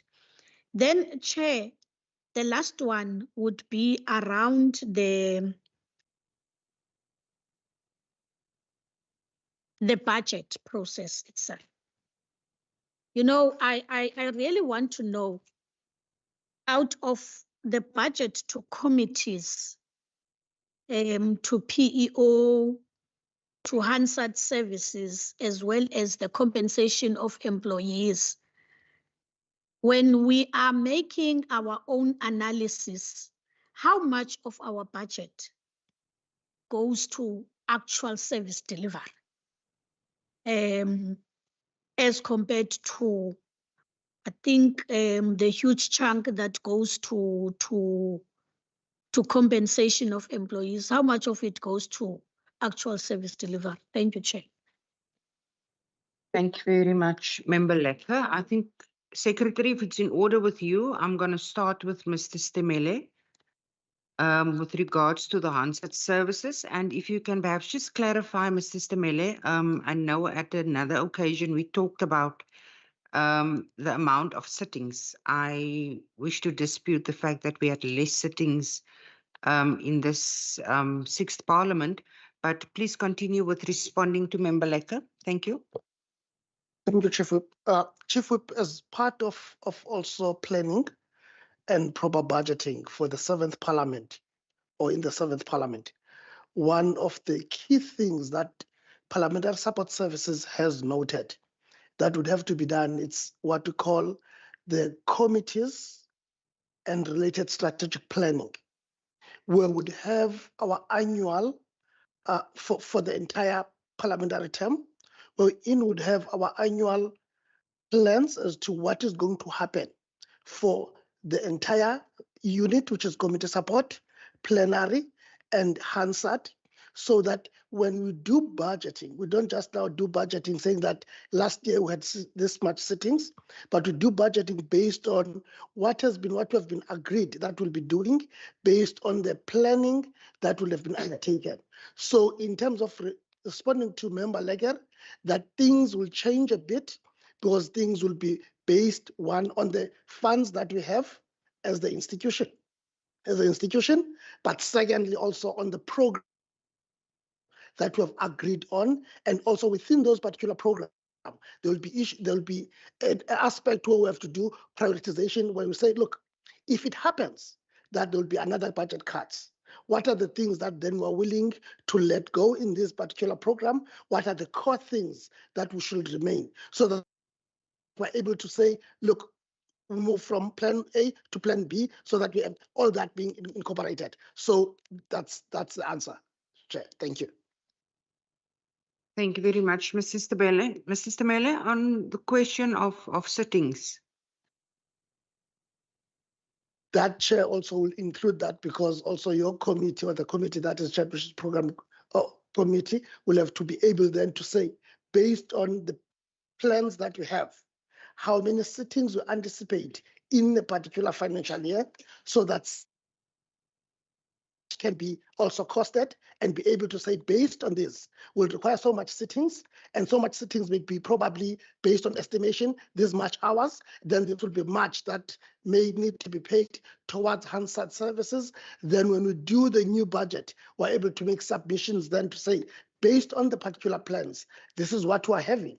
So can we then get for a particular unit or business unit this much in terms of budget?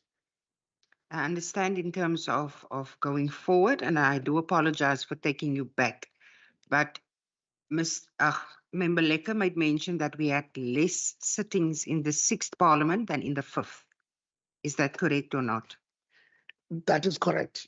Based also on my 3 years that I've been here, I'm not sure of what had happened, but as I've said, in the past 3 years, each year we had less than 30 sittings. And if saying that in the previous parliamentary term, they had more than that, that means that is correct.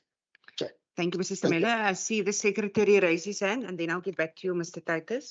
Chairperson, it's probably necessary for us to do a bit of desktop research. I know the business unit responsible for knowledge management had previously done a bit of work in terms of a comparison on parliamentary sittings in each of the years of the current parliamentary term. I think there may have been also from the annual reports an assessment of how do we compare with other legislatures.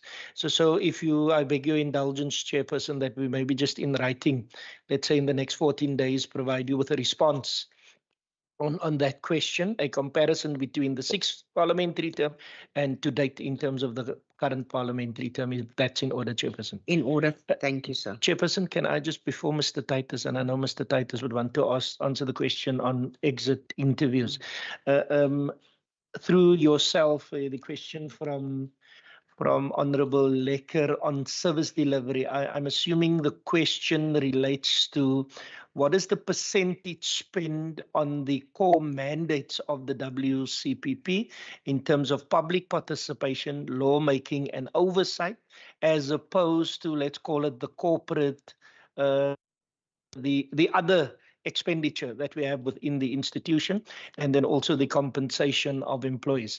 Chairperson, we must understand that the compensation of employees relates to the staff that either enables or directly delivers a service for the WCPP to achieve its mandate.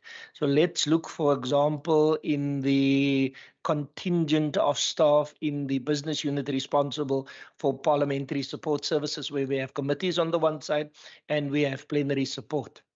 The staff in that area directly supports the work of the WCPP in terms of lawmaking and oversight. The staff in the directorate responsible for public engagement, more specifically the business unit, public education and outreach, if I get the term correctly, directly deals with the public participation and public involvement area in terms of that. So compensation of employees, it's important that we understand where the staff are, because even in program 1, Chairperson, let's use, for example, the staff in the component knowledge management, the researchers. They provide a research function also to committees.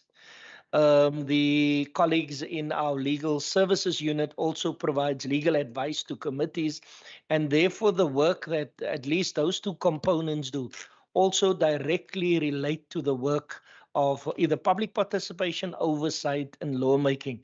So there's no clear black or white. There's sometimes gray areas, especially in one where there's corporate work being done, but there's also work in the core business of the institution being done, Chairperson. I'm then now going to hand over to Mr. Titus. Thank you. Thank you, Mr. Secretary. Mr. Titus. Chair, the issue of staff turnover, I think the Secretary raised earlier on that a turnover or a churn of 10% and lower is a healthy turnover. However, within the Western Cape Provincial Parliament, and I think the members asked for the reasons, not all of the reasons are the same. We do conduct exit interviews. I think we can make available the exits in the last financial year and the particular reasons and what had been done to try and retain staff.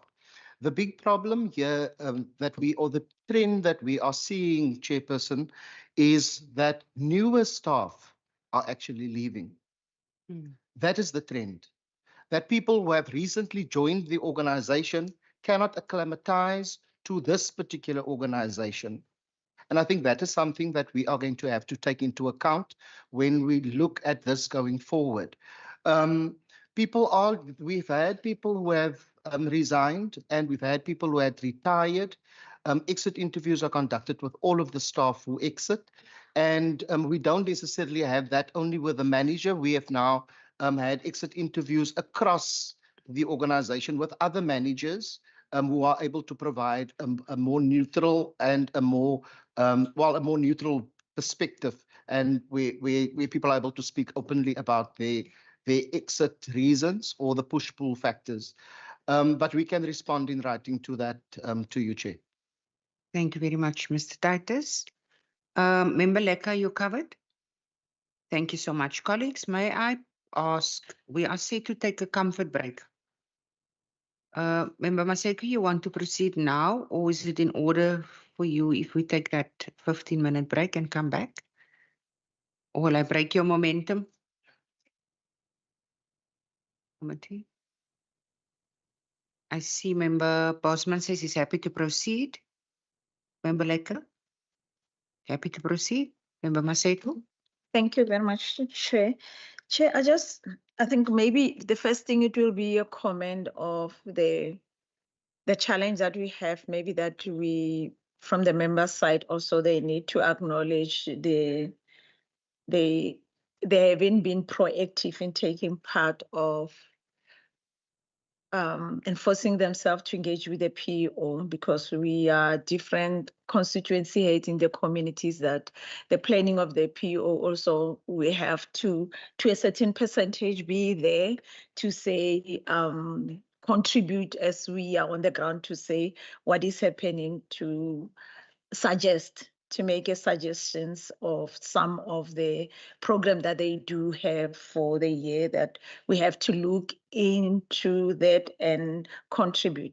But I remember the last financial year, we requested as a committee that before the budget, maybe it will be ideal to have sort of a workshop to see as the POC, what is the legislature anticipate in their budget, and what is it that maybe they are going to focus on that is different, and what will be the contribution as we engage from the members. And that didn't happen. We agreed the last time, and that didn't happen as we sort of wished for it to happen. And I'm hoping it is the end of the 6th Parliament that if I'm here, or the new members that come here and are part of POC, they need to look into that, because like I said when we engaged the last time, that you don't have you don't go to Scopa. FAMPLA it's clear that as POC, we are the scoper and also the committee for that we will have to go in depth to check if really the members are aligned to that. And I'm saying this, when you look at the program performance indicators for the member satisfaction with administration support, your target is 80%. And it's worrisome that also it goes continuously from your APP, that it's 80%. You don't anticipate the growth that you can interact with the members to tell you if you are on the right track or not. Whereas in 2021, you were on 91%. So it has declined to be the 80%. And the 80% is going to continue that way if there's the interaction with the members. Sort of a system that will enforce that interaction with the members to check if really we are aligned. Because when we sit here, we listen to our questions, especially from the PO. It's more of the constituency work. We are not talking about the operations here. It seems we are fine with what we are doing here, but the constituency work, that is the core business for us, where we are deployed, it will hit on. So now we'll talk until we finish this budget and also the annual reports, because it's about the constituents, what we hear on the ground and what is expected from us as the members of the legislature, to say that you are not visible. We don't know. Immediately when I say I'm in the legislature, they say, but how do you deal with the EFF with Juju? I have to say I'm in the provincial parliament, because they don't know about that. So it's one thing that we have to say also, how do we go about for the communities to understand that there is a legislature. When I come in, there's no way I can talk about CR. I have to talk about Allen and say that there's a premier and end. But that engagement for us to contribute into the PO, I think, is a key to make a difference. So another one, Chair, thank you for indulging me on that comment. Another one that I want to find out is the allocation, and I will be Secretary, we appreciate a bit of an increment on the committees, because I'm one of the chairpersons that is known for really spending my allocation. I do work hard. It's not about the budget, I work hard. So I want to find out, as this budget, to what an extent also you recognize the contribution of the global warming and the disaster that happened as we were going after the floods, and there is global warming is happening, and we have to react as the committee doing the oversight of the damage, and it's not the department that will do the disaster only.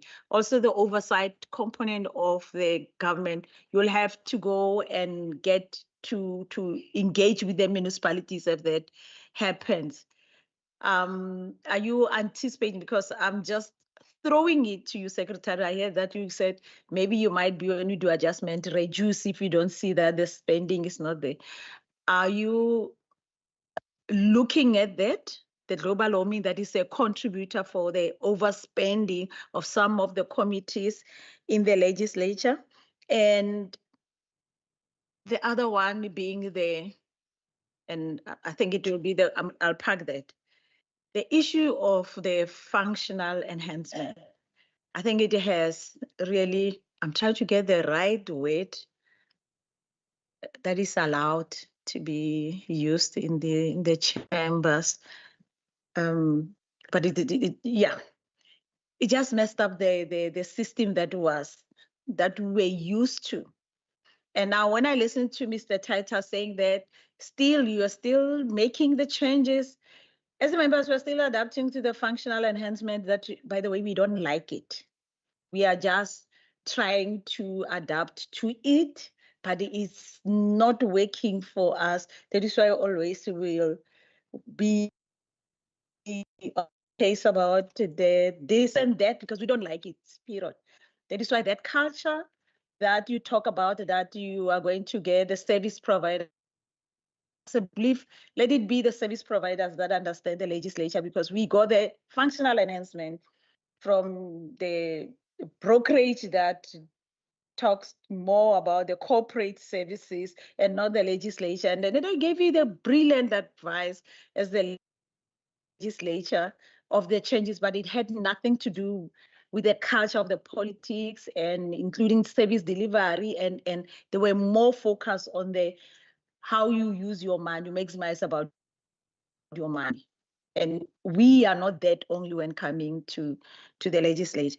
So I'm interested to hear the other changes that you are talking about. Is it continuation of the functional enhancement of this legislature, or you are tweaking the enhancement, the functional enhancements as it is, or is continuing? And by when is it we are going to see the stability of that functional enhancement that we can say, okay, it's working or it's not working? Because it's been implementation. We don't know if it's done, it's working, or it's not working, that we can say, let's go back to the basics of the parliament, the way it was working, and we can continue for that.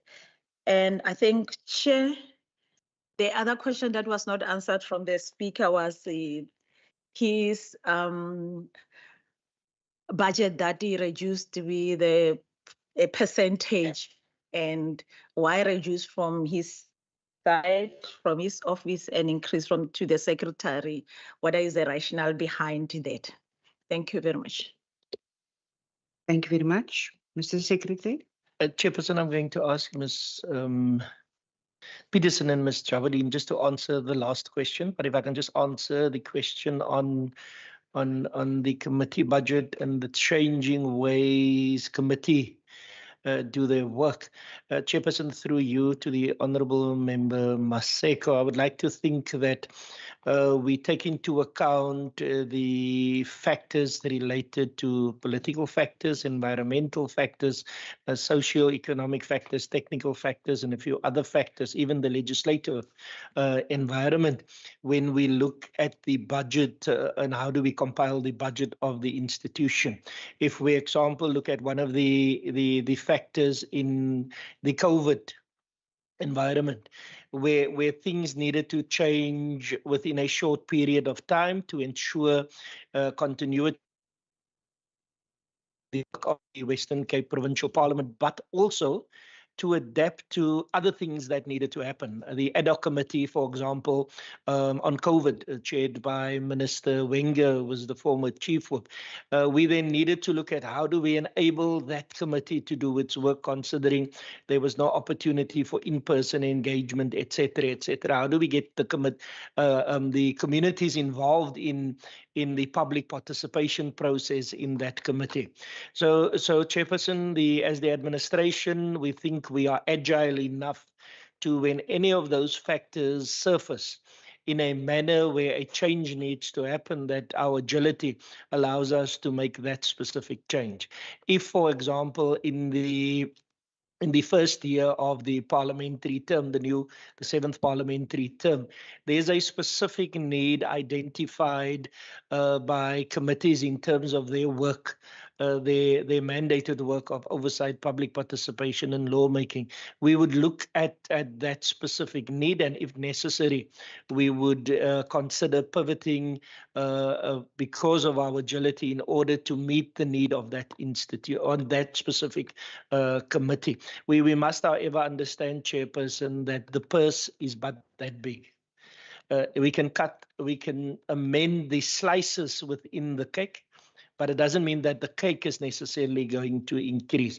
And sometimes it's about, if we do provide additional funding on the one hand, somewhere else something would need to be reduced in terms of that. But we remain committed to ensuring that the core mandate of the WCPP, and then by extension the work of committees, are done effectively and efficiently.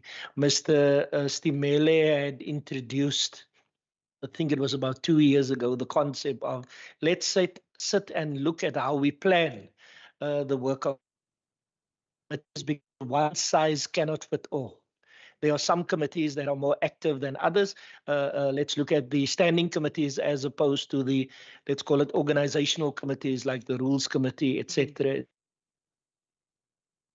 And therefore, we need to look at, through the planning process, at a differentiated approach to ensure that those committees that are a bit more active are resourced adequately as opposed to the other committees. Thank you, Chairperson. I'm now going to ask maybe just Mr. Jawadin, just to the decrease in the budget of the Office of the Speaker as opposed to the increase in the Office of the Secretary. Thank you very much, Mr. Secretary. Mr. Jawadin. You, Chairperson, just with regards to the decrease in the budget of the Speaker, that is mainly due to the fact that in the current financial year, the budget was supplemented with funding to ensure that we have sufficient funding for foreign and international travel that took place in the current financial year.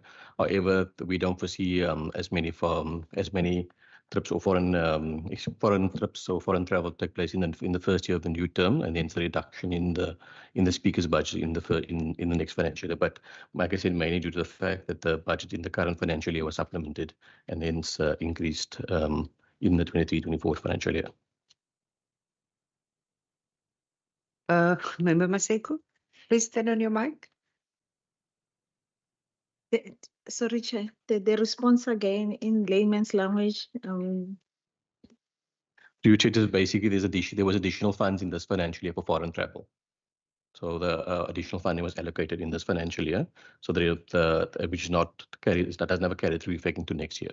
So hence the reduction in the budget for next year, as we don't foresee as much foreign travel in next financial year in the Office of the Speaker.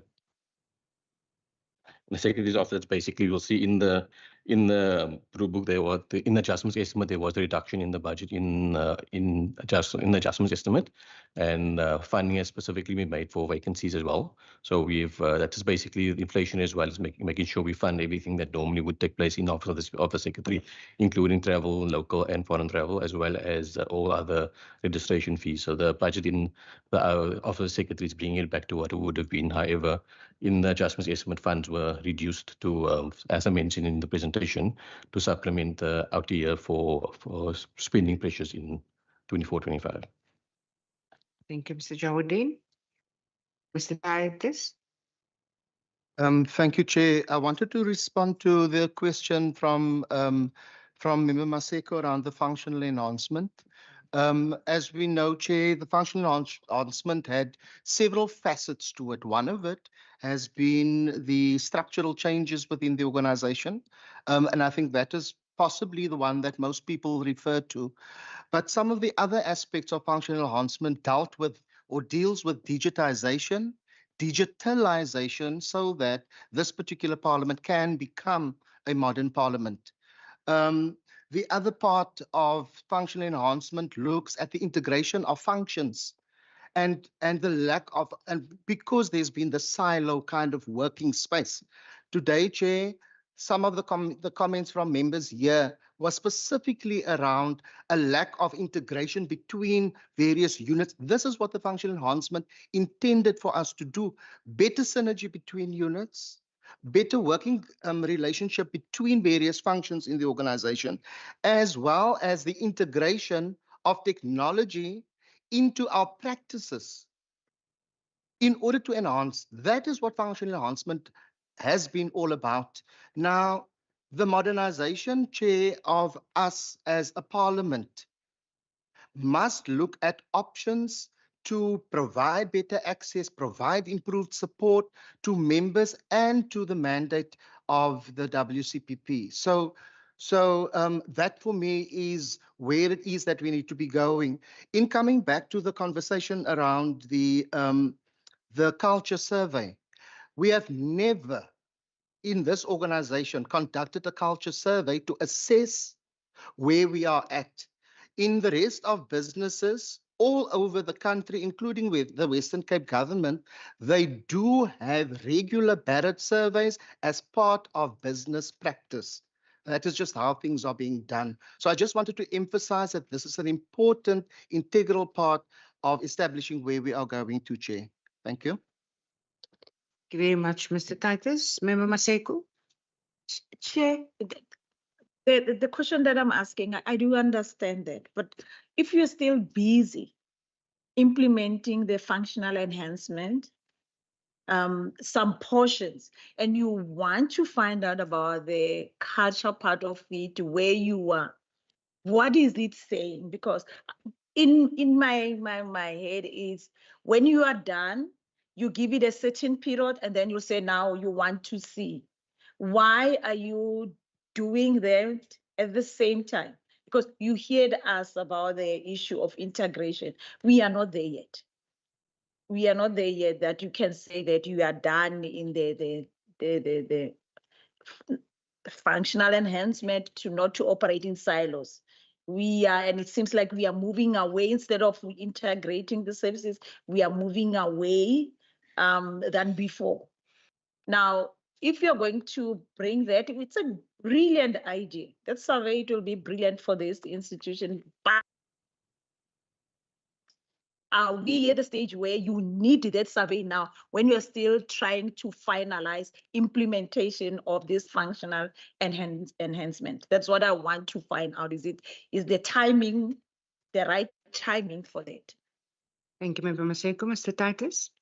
Chair, there is no perfect timing. The issue around looking at where we find ourselves and what we have to work with, we have to have core, concrete assessment of where we find ourselves now so that we can put the measures in place for improvement. Because this culture survey will identify and act as a gap analysis for us around where we are and where we need to be in order for us to put the implementation plans in play so that we can get to the desired state for this organization. Now, there isn't an ideal time for when this must happen. It's not only from the leadership perspective that people have been asking for the surveys to be conducted, even from organized labor organization. There's also been a request for this particular surveys to be conducted so that we have concrete, tangible responses, Chair. But I understand completely where the member is coming from. Thanks, Chair. Thank you very much, Mr. Titus. Members, any other questions? Members, any other questions? I want to see who's the quickest. I do apologize, Member Bosman. Please go ahead and then Member Lecker.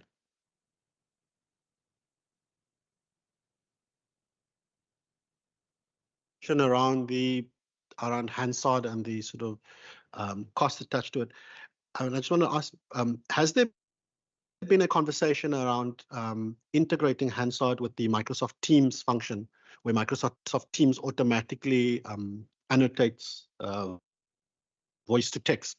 And also, I think we asked this in towards the end of last year, where when members are making speeches in the House as well, that those speeches can be emailed, because that will also save money in terms of sort of the amount of transcribing that needs to be done. So that's my one question. The other question around, in the APP, one of the strategic focus areas for the public participation going forward is going to be to reposition public engagement and outreach, specifically in the digital space. And I wanted to ask whether that includes creating either a resource within the WCPP that is going to moderate and engage with members of the public on social media. As you'd remember, last year there was it was a WCPP seats bill proposal, and there was a conversation on the WCPP's Facebook page where a member of the public was moderating and answering questions based on the WCPP's post. And sort of I was watching this in real time, and this person obviously read the bill and educated himself and was able to answer people's questions, and there was no engagement from the WCPP. So I wanted to ask, so besides just putting stuff out into social media, what type of moderation or engagement role is being envisaged?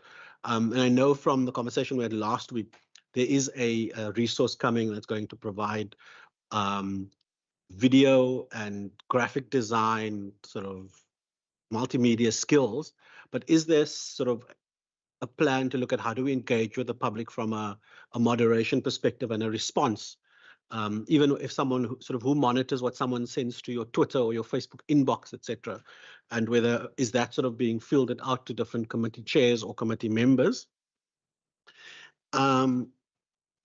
And then, and this is perhaps for the Deputy Speaker, if we can perhaps get an update, if there's been any progress on the exciting project we heard about pre-COVID around sort of changing the WCPP spaces.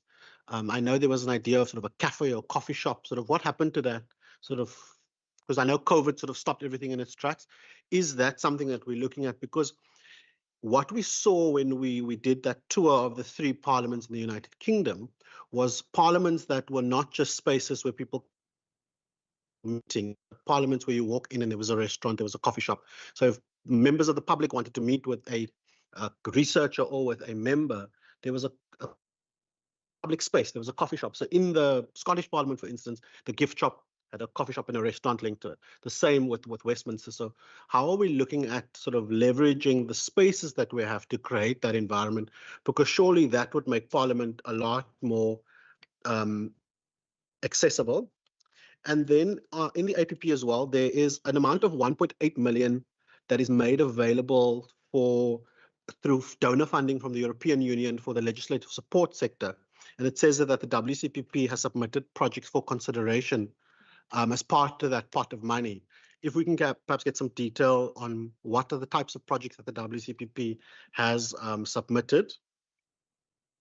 And then in terms of improving opportunities for members, and it's also one of the areas on the APP around effective and efficient support to members on page 20, sort of how are we improving the communication and the planning between what the WCPP wants to do and what legislative support sector does and what the institutions do?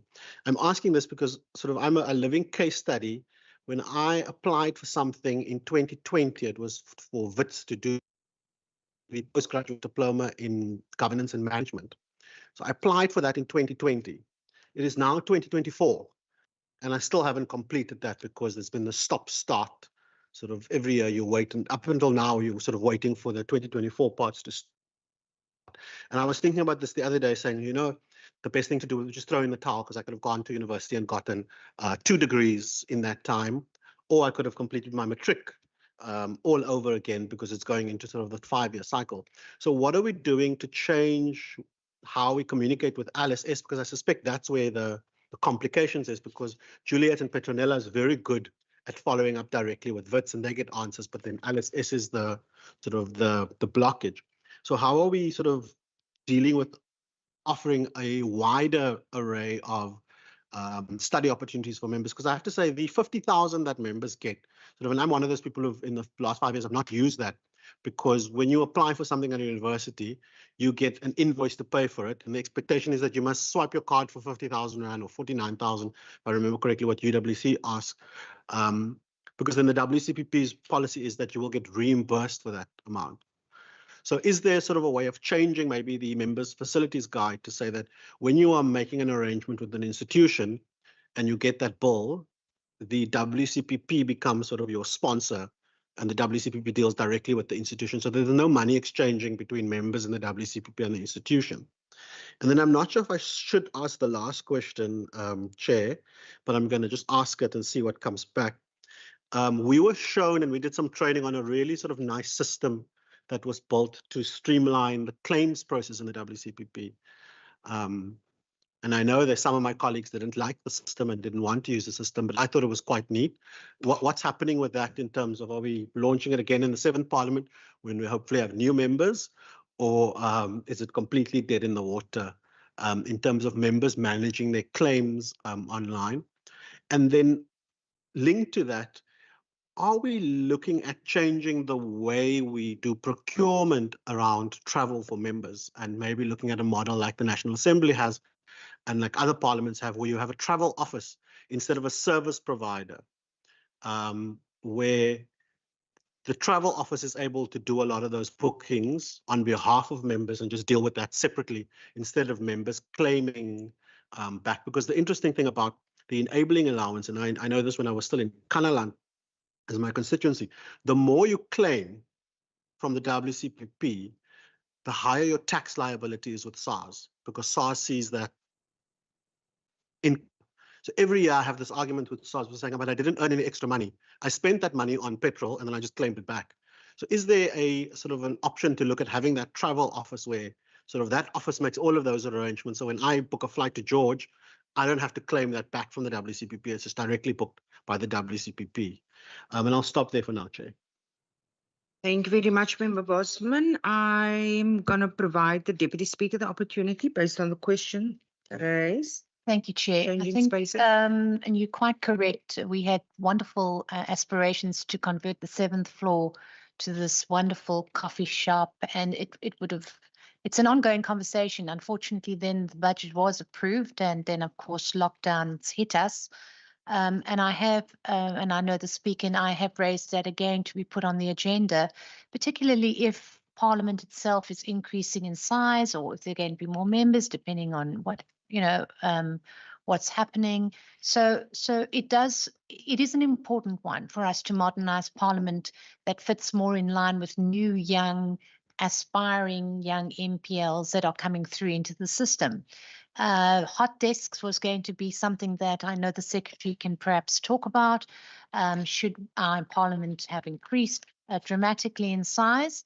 But I think the top floor, in terms of the whole debate around catering, would alleviate a lot of the stress if you actually could have options to go and eat a wonderful wrap upstairs and invite people to come and join you instead of perhaps joining you in the members' lounge. But I'll hand over to the Secretary to further elaborate on that. Thank you. Thank you, Deputy Speaker. Mr. Secretary. Thank you, Chairperson, and thank you for the questions. Maybe just on the 1.8 million. So the funding was made available through the Legislative Sector Support, LSS, by, I think it was the EU donors. That funding has come to an end. I think the wrap-up should conclude, of the processes should conclude by August of this year. There's indications that similar arrangements may not be forthcoming in future. The funding was made available mainly for matters such as capacity building, both for staff and for members. The WCPP, for example, had, based on the needs that were identified, had communicated with LSS on a range of capacity building areas for staff and for members specifically, some of them having been delivered, others still being outstanding. There were then also other priority areas like and this is mainly for LSS, for National Parliament, and then where other legislatures had taken the opportunity on looking at institutional systems and processes that could be reviewed and amended accordingly. There was a question on the communication and the planning, the LSS and other institutions. At a sector level, the WCPP participates in various fora from the administration side, whether it be looking at the strategies of the individual institutions, how does it culminate in a sector, in inverted commas, strategy, the budgeting or the budget. The format of the budget, for example, would be one of those areas. There is a bit of freedom in terms of amendments and adaptation for individual legislatures. When it comes to the support that LSS provides to the sector, I would like to think that we have a healthy relationship as the WCPP with the LSS colleagues specifically in terms of them assisting us and providing support. There's then also the expectation from their side that when the interventions, capacity building interventions, when the sector provides specific interventions like the Gender Summit, I think that was in KZN, in 2023, that the WCPP with the other legislatures then fully participates in those type of engagements. Honourable Chairperson, Honourable Bosman had asked the question of integration of Hansard with Microsoft Teams. The WCPP and Mr. Skrike is always looking for opportunities on how do we integrate our systems so that it doesn't become, so that we don't have numerous systems acting on their own. At this stage, Hansard might not be an ideal vehicle to integrate with Microsoft Teams because, as we would have seen, from the unrevised Hansard publications, the pickup mics that might not be integrated with Microsoft Teams sometimes picks up comments by members and interjections by members that would not be possible through a purely Microsoft Teams environment. But as I said, we are always looking for ways on how we could integrate that specifically. Chairperson, I'm going to ask Mr. Titus, there was a question on the claims process, the amendments to the members, enabling allowances, etc. If Mr. Titus would maybe want to respond. And then there was a question again from Honorable Bosman on how does WCPP moderate the content on the platforms that stakeholders make regarding the work of the WCPP. Ms. Fushi and Mr. Retief would attend to that question. Thank you. Thank you very much, Mr. Secretary, and that pretty much covers Member Bosman's questions. Mr. Titus.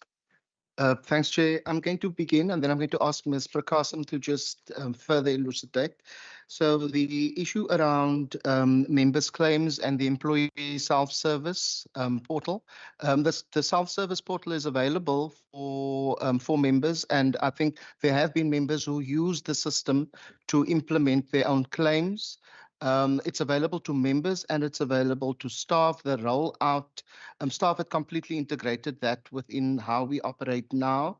The rollout for members is something that must happen again, because the member correctly indicated that there was a little bit of a pushback there, in particular around how admin staff will be used within the context of that particular system. So we're not quite there yet, while the technical parts of the system is available. Currently, Chair, the way that we manage all the allowances, apart from the secretarial allowance and the constituency allowance, all enabling allowances are all reimbursable in terms of the policy. So if there's going to be a proposal for shifts to how this happens, then that can only happen within the context of changes to the members' facilities guide. At the moment, the policy does not allow us to do that, because currently our entire process is premised around a reimbursable allowance for claims. I'm going to ask Ms. Prakasam to just speak quickly about the LSS and the funding. I think the Secretary started speaking of earmarked funding from the European Union and the LSS and how that works.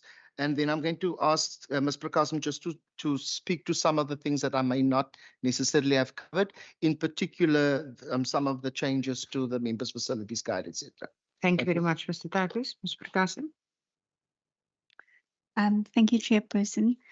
So as I understand it, the question really related to the communication channels with LSS and how we could be more effective in that regard. So in terms of that, as the member has correctly indicated, individuals within the Members Affairs Unit do on an ongoing basis endeavor to follow up on issues. What we have done is really to look at strengthening those relationships, and we have established lines of communication with particular individuals, particularly on the admin side within LSS, where we hope that we can have more speedy response to certain issues around that. So that is an ongoing process. In terms of the Members Facilities Guide, yes, as it currently stands, the Members Facilities Guide looks at all aspects being reimbursable. And I think the member has alluded to the fact that there is a balance between the enabling allowances being made available, but also not unintentionally or inadvertently creating a tax burden later on. So some of the changes that are being proposed is looking at how we give rise to that balance. How do we streamline the processes?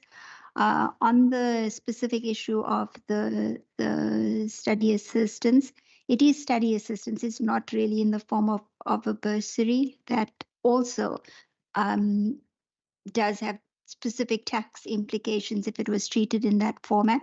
So those are things that we are looking at. Yeah, thank you. Thank you very much, ma'am. And Ms. Fisher? Thank you, Madam Chair. I'm going to ask Mr. Retief to respond to the questions from Honourable Bosman. Thank you very much. Mr. Retief? Thank you, Chairperson. We currently have one employee that deals with social media, as well as being the webmaster, as well as being responsible for all of our parliamentary publications, and then also the primary person when dealing with the media. This is a function that has grown significantly over the last couple of years, and every year it becomes more and more onerous. We saw with lockdown that particular function almost doubled its work. As a result, and after a lot of consultation and so on, we now in a position where we have created an additional position in the section for a multimedia officer, and that person will be taking on a number of functions that the current senior communication officer is dealing with.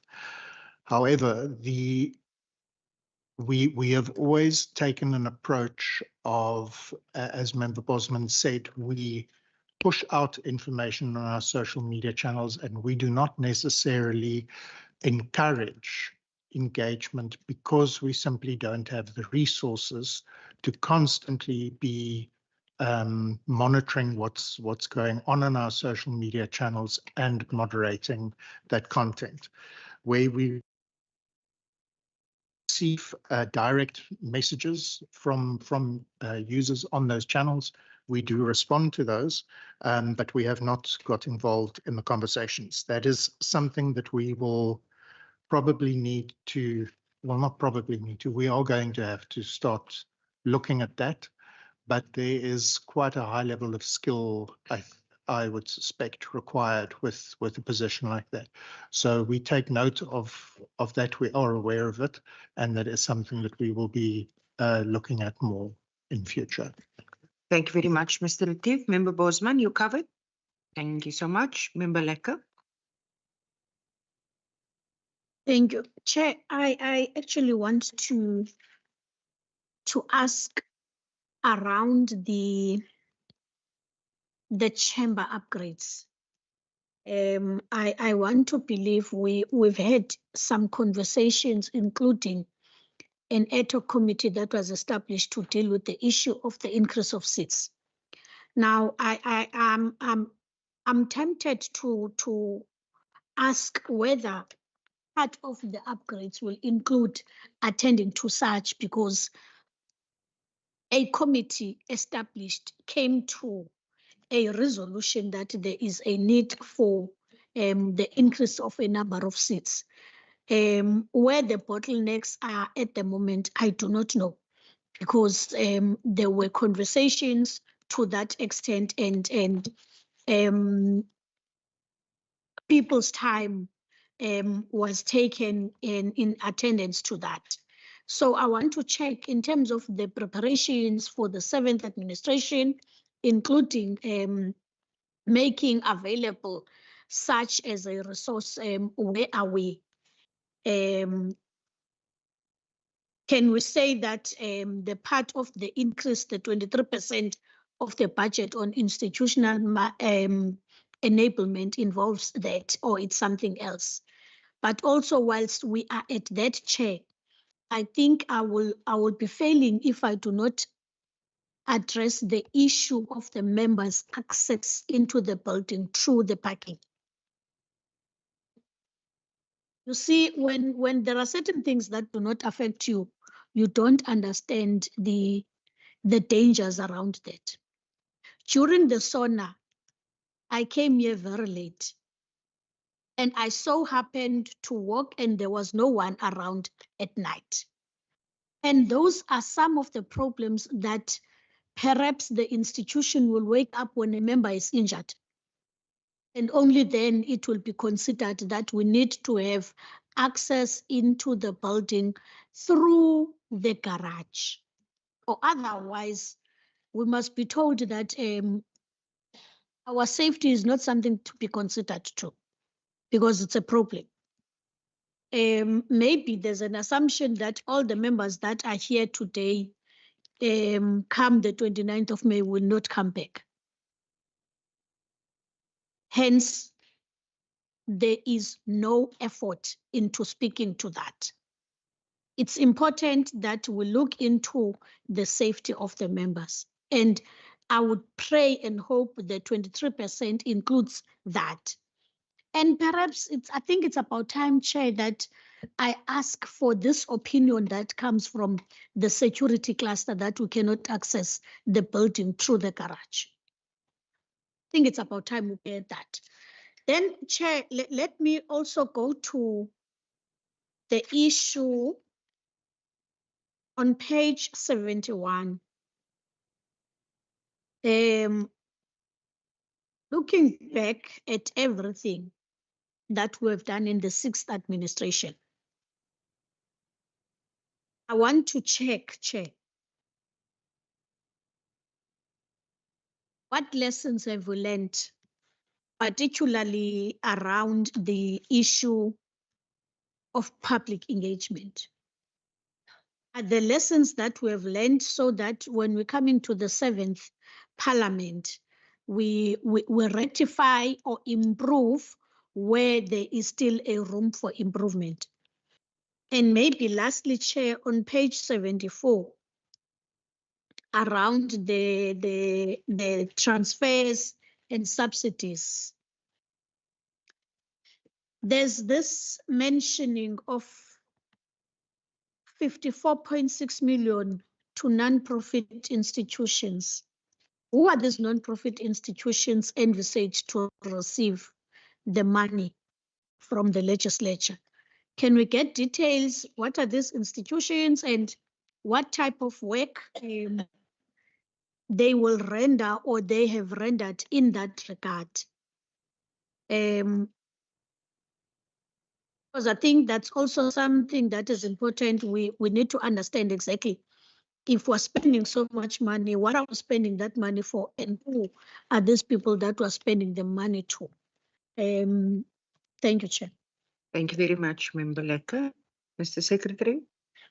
Chairperson, I'm going to ask Mr. Titus and Mr. Doman to deal with the access to the building and the chamber upgrades. I think it's a question that has been asked previously, the access to the building. I'm almost sure that we've responded in writing with regards to that. Mr. Jawadin and Ms. Peterson will deal with the non-profit institutions question, and Ms. Fouchier would look at the lessons learned from public participation. Thank you. Thank you very much, Mr. Titus. Chair, the Secretary is correct. We have previously responded, but we can provide information again to the committee around the access from the basement. I think it has been something that was discussed here. The member is correct, but we can provide that information again. Mr. Doman can provide further input, Chair, pertaining to the basement matter, because that is something that he is aware of. And then I think Mr. Jawadin then will be speaking about the actual budget itself, because there was a question around whether that increase is because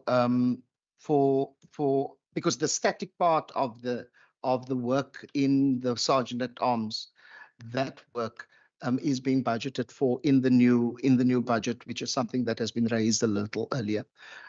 So if with your indulgence, Chair, if Mr. Doman can just respond to some of the other aspects that the member had asked. Thank you. Yes, Mr. Doman. You, Chair. Chair, for some other reason, I've got the letter in my possession. I'm not sure why I brought it with, but it's a letter from the custodian. Department of Infrastructure that was issued to us in October. It was signed by the Director Technical Services, where he clearly articulate the issue of the C&D garage, indicating that it is a fire escape route. So any fire escape route cannot actually be used as an access or egress point for various reasons. And it states in the letter that any person who causes or permits any escape route to be rendered less effective or to be obstructed in any way which may hinder or prevent the escape of any person from a building in the case of fire or any other emergency shall be guilty of an offense. So that is the letter that was provided together with the letter from Brigadier Peterson. So I just want to state that for the record. Thank you very much, Mr. Dolman. Members, we're still responding. Yes, we will come back to you. Mr. Jawudeen. Thank you, Chair. Firstly, on the question and to answer by Mr. Titus, with regards to the budget for the static security services, we could only find that within the first year of the MTF to the amount of 1.6 million. We unfortunately couldn't find that in the 2 outer years. However, that has been submitted as a policy budget policy option to Provincial Treasury for future funding. So that's the amount budgeted for in 24-25. It's 1.6 million. And then just with regards to Member Lekker's question on the non-profit institution, those non-profit institutions are the political parties. That's where the secretarial and constituency allowances are paid out of. I just said that's how the chart of accounts title of the line is. So the non-profit organization is the political parties where secretarial and constituency allowances are paid out of. Very much, Mr. Jawudeen, and then Ms. Fisher. Thank you very much, Madam Chair. I think one of the most important lessons that we have learned with regards to public engagement is that we need to build relationships. We cannot do a hit and run.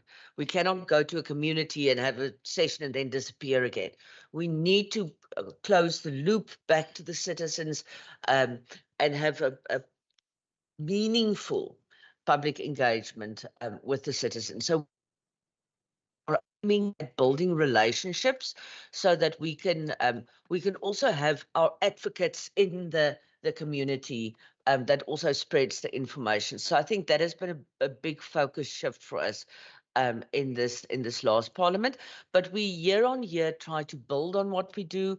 We sit down at the end of every year and see what was our successes, what were our challenges, and what we can do better, so that we aim to go from strength to strength and to grow our engagement with the people of the province.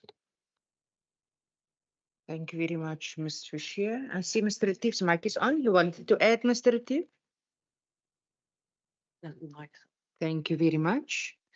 Then I recognize Member Maseko, Member Bosman, and then Member Lekker. Thank you very much, Chair. Mr. Dolman, thank you for the letter. But it's quite a funny response of the letter, because for the members to go in there, it's a fire escape. For the officials just above, it's not a fire escape. They can go through there because the door is not locked for them. So try to make us understand what is the reason for that door to be a fire escape, the one above to be the entrance to the building.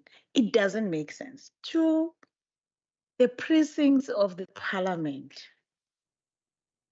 we have been asking about where's the precincts of the Parliament, because we can have a voice of where we can identify a fire escape or not a fire escape. We haven't received the points of where is the precincts of the fire escape. Deputy Speaker can say we can have the coffee for this legislation. Where? Because we don't know where's the precincts of the Parliament, where is not the precincts of the Parliament, where you can say you add value with the coffee shops. Otherwise, you have to go to the Department of Infrastructure to ask for the space for the coffee shop. We got a report, thank you very much, Mr. Dolman, that the Department of Infrastructure said after we do the walkabout and find the issues, that the only thing that is important to them about the fire is the door. But everything within this legislature is not important to them. They said they will sit after 3 months after they get the report from us to compile the needs after 3 months to say what needs to be implemented for the of the fires in this legislature. So with due respect, if you can write back to the Department of Infrastructure, they mustn't undermine our intelligence of saying a door that they sealed for the members, it's a fire escape, but the door above that is not a fire escape. Doesn't make sense. And again, as a briefs secretary, can we get where the precincts of the legislature for us as the POC to have a say about what needs to happen? Because immediately, if I can use a word that is not allowed in this chamber for you to say that I'm suspended, I don't know you're going to suspend me where? In this in this room only, because everywhere else it can be the Department of Agriculture or Premier, or I'm not suspended to reach there. So I can always come to my office or do everything else unless we identify the precincts, and anything else that has to be added, it has to be where we understand our parameters of this legislature. So we are talking one and the same thing again and again. We went to the police there. They told us how a risk it is. We run on the stairs because of the toast all the time.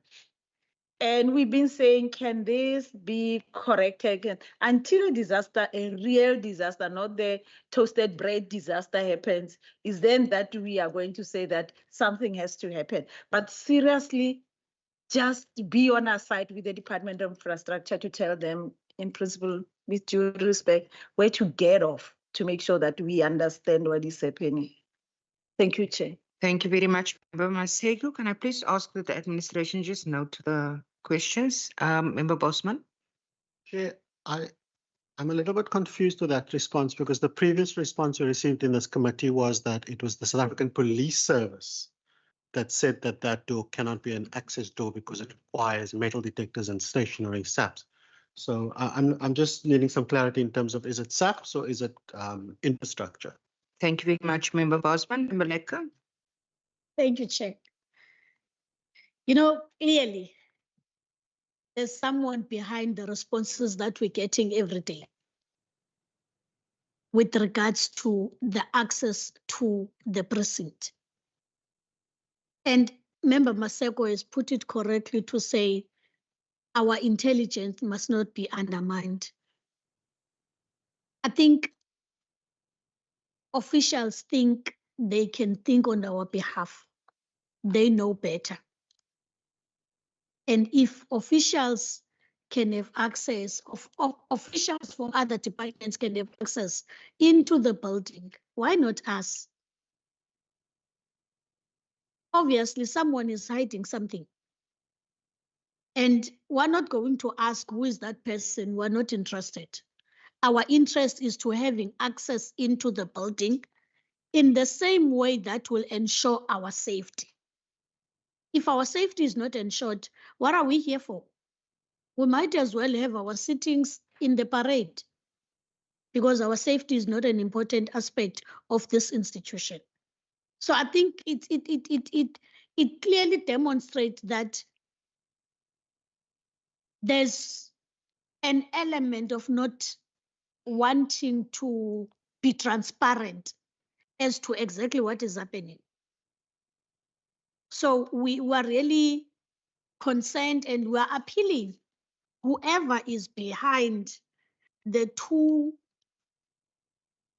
stories that we're getting, because I think it's stories. I will refrain from saying the responses that we're getting.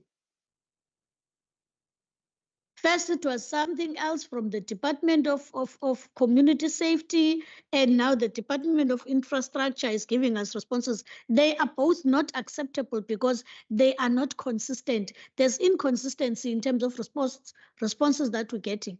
I don't want to say it's lies, but there's inconsistencies.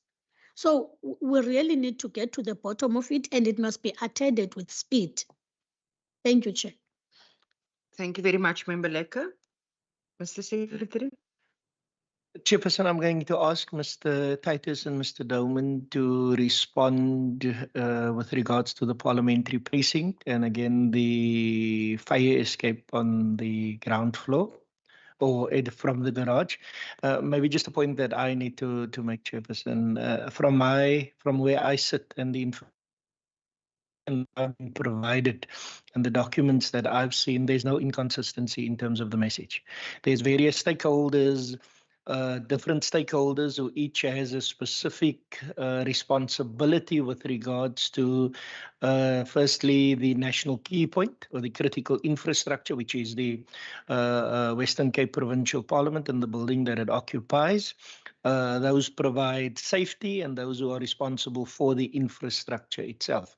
What makes it a bit complicated for us is that if the Western Cape Provincial Parliament and the building or the floors that it occupies is part of the critical infrastructure, we have other entities, other departments, other stakeholders in the same building, and that causes the complication. Because if we occupy 3 floors and the ground floor, and the other floors are occupied by other entities who are not part of the Western Cape Provincial Parliament, there's then a bit of a complication in terms of what is the national key point or the critical infrastructure in terms of the legislation. The feedback provided by the Department of Infrastructure, if I recall, there were citations of pieces of legislation in terms of how they provide the rationale for their response to the Western Cape Provincial Parliament in terms of that specific area. But I am going to ask Mr. Dowman just to assist with that specifically. Thank you very much, Mr. Dowman. Thank you, through you, Chair. Chair, maybe if I can answer the first question about the Digerard's entrance into this building. I can only say that I have an access card. My access card works 24/7 all over in this building because of the nature of my duties. So I've tested the D level personally, Chair, and it didn't grant me access into the D level. I will go and check again just to verify what the members have said that they can. There's no entry via the C level, but the D level where most officials are, there is entry. So I will go double check in terms of that. But what I know with my card, I don't have access. Then just maybe distinction between the the precincts. Members should note as you enter C&D garage, there's no SAPS presence. SAPS is responsible for the legislature. So that security falls under Department of Police Oversight and Community Safety. And sometimes there is confusion because if you then enter the building, like the Secretary have rightfully stated that this is a shared building complex that we share with the other tenants as well. But the challenge that we have in terms of that is that firstly, maybe I want to say that the precincts of Parliament is also in the the PPI chapter 2 clearly outlines where the precincts of Parliament is, and it makes reference to the chamber and any building or facility adjacent to the chamber, etc. So that is in chapter 2 of the PPI. But here, I think it's even more clear, if I can say it from a practical point of view, Chair, that we, towards the end of last year, there was an entire signage project that now clearly identifies what is the entrance to the WCPP and what is the entrance to government. The entrance to 15 Well, currently, the new logos that is up clearly state that is the entrance to WCG, whereas 7 Well is the entrance to the legislature or the Western Cape Provincial Parliament. what we've tried over the years, and I don't think there's any secrecy from the security cluster because the request didn't come from or the request wasn't discussed by a security cluster. I think the only security cluster that I know is the Joint Planning Committee, of which the secretary is the chairperson, and there we discuss letters that we receive from DOI or SAPS for that matter. But to come back to the point of the C&D entrance, that is under the auspice of Department of Community Safety or POX, and we have tried to include that part of the complex within the key point.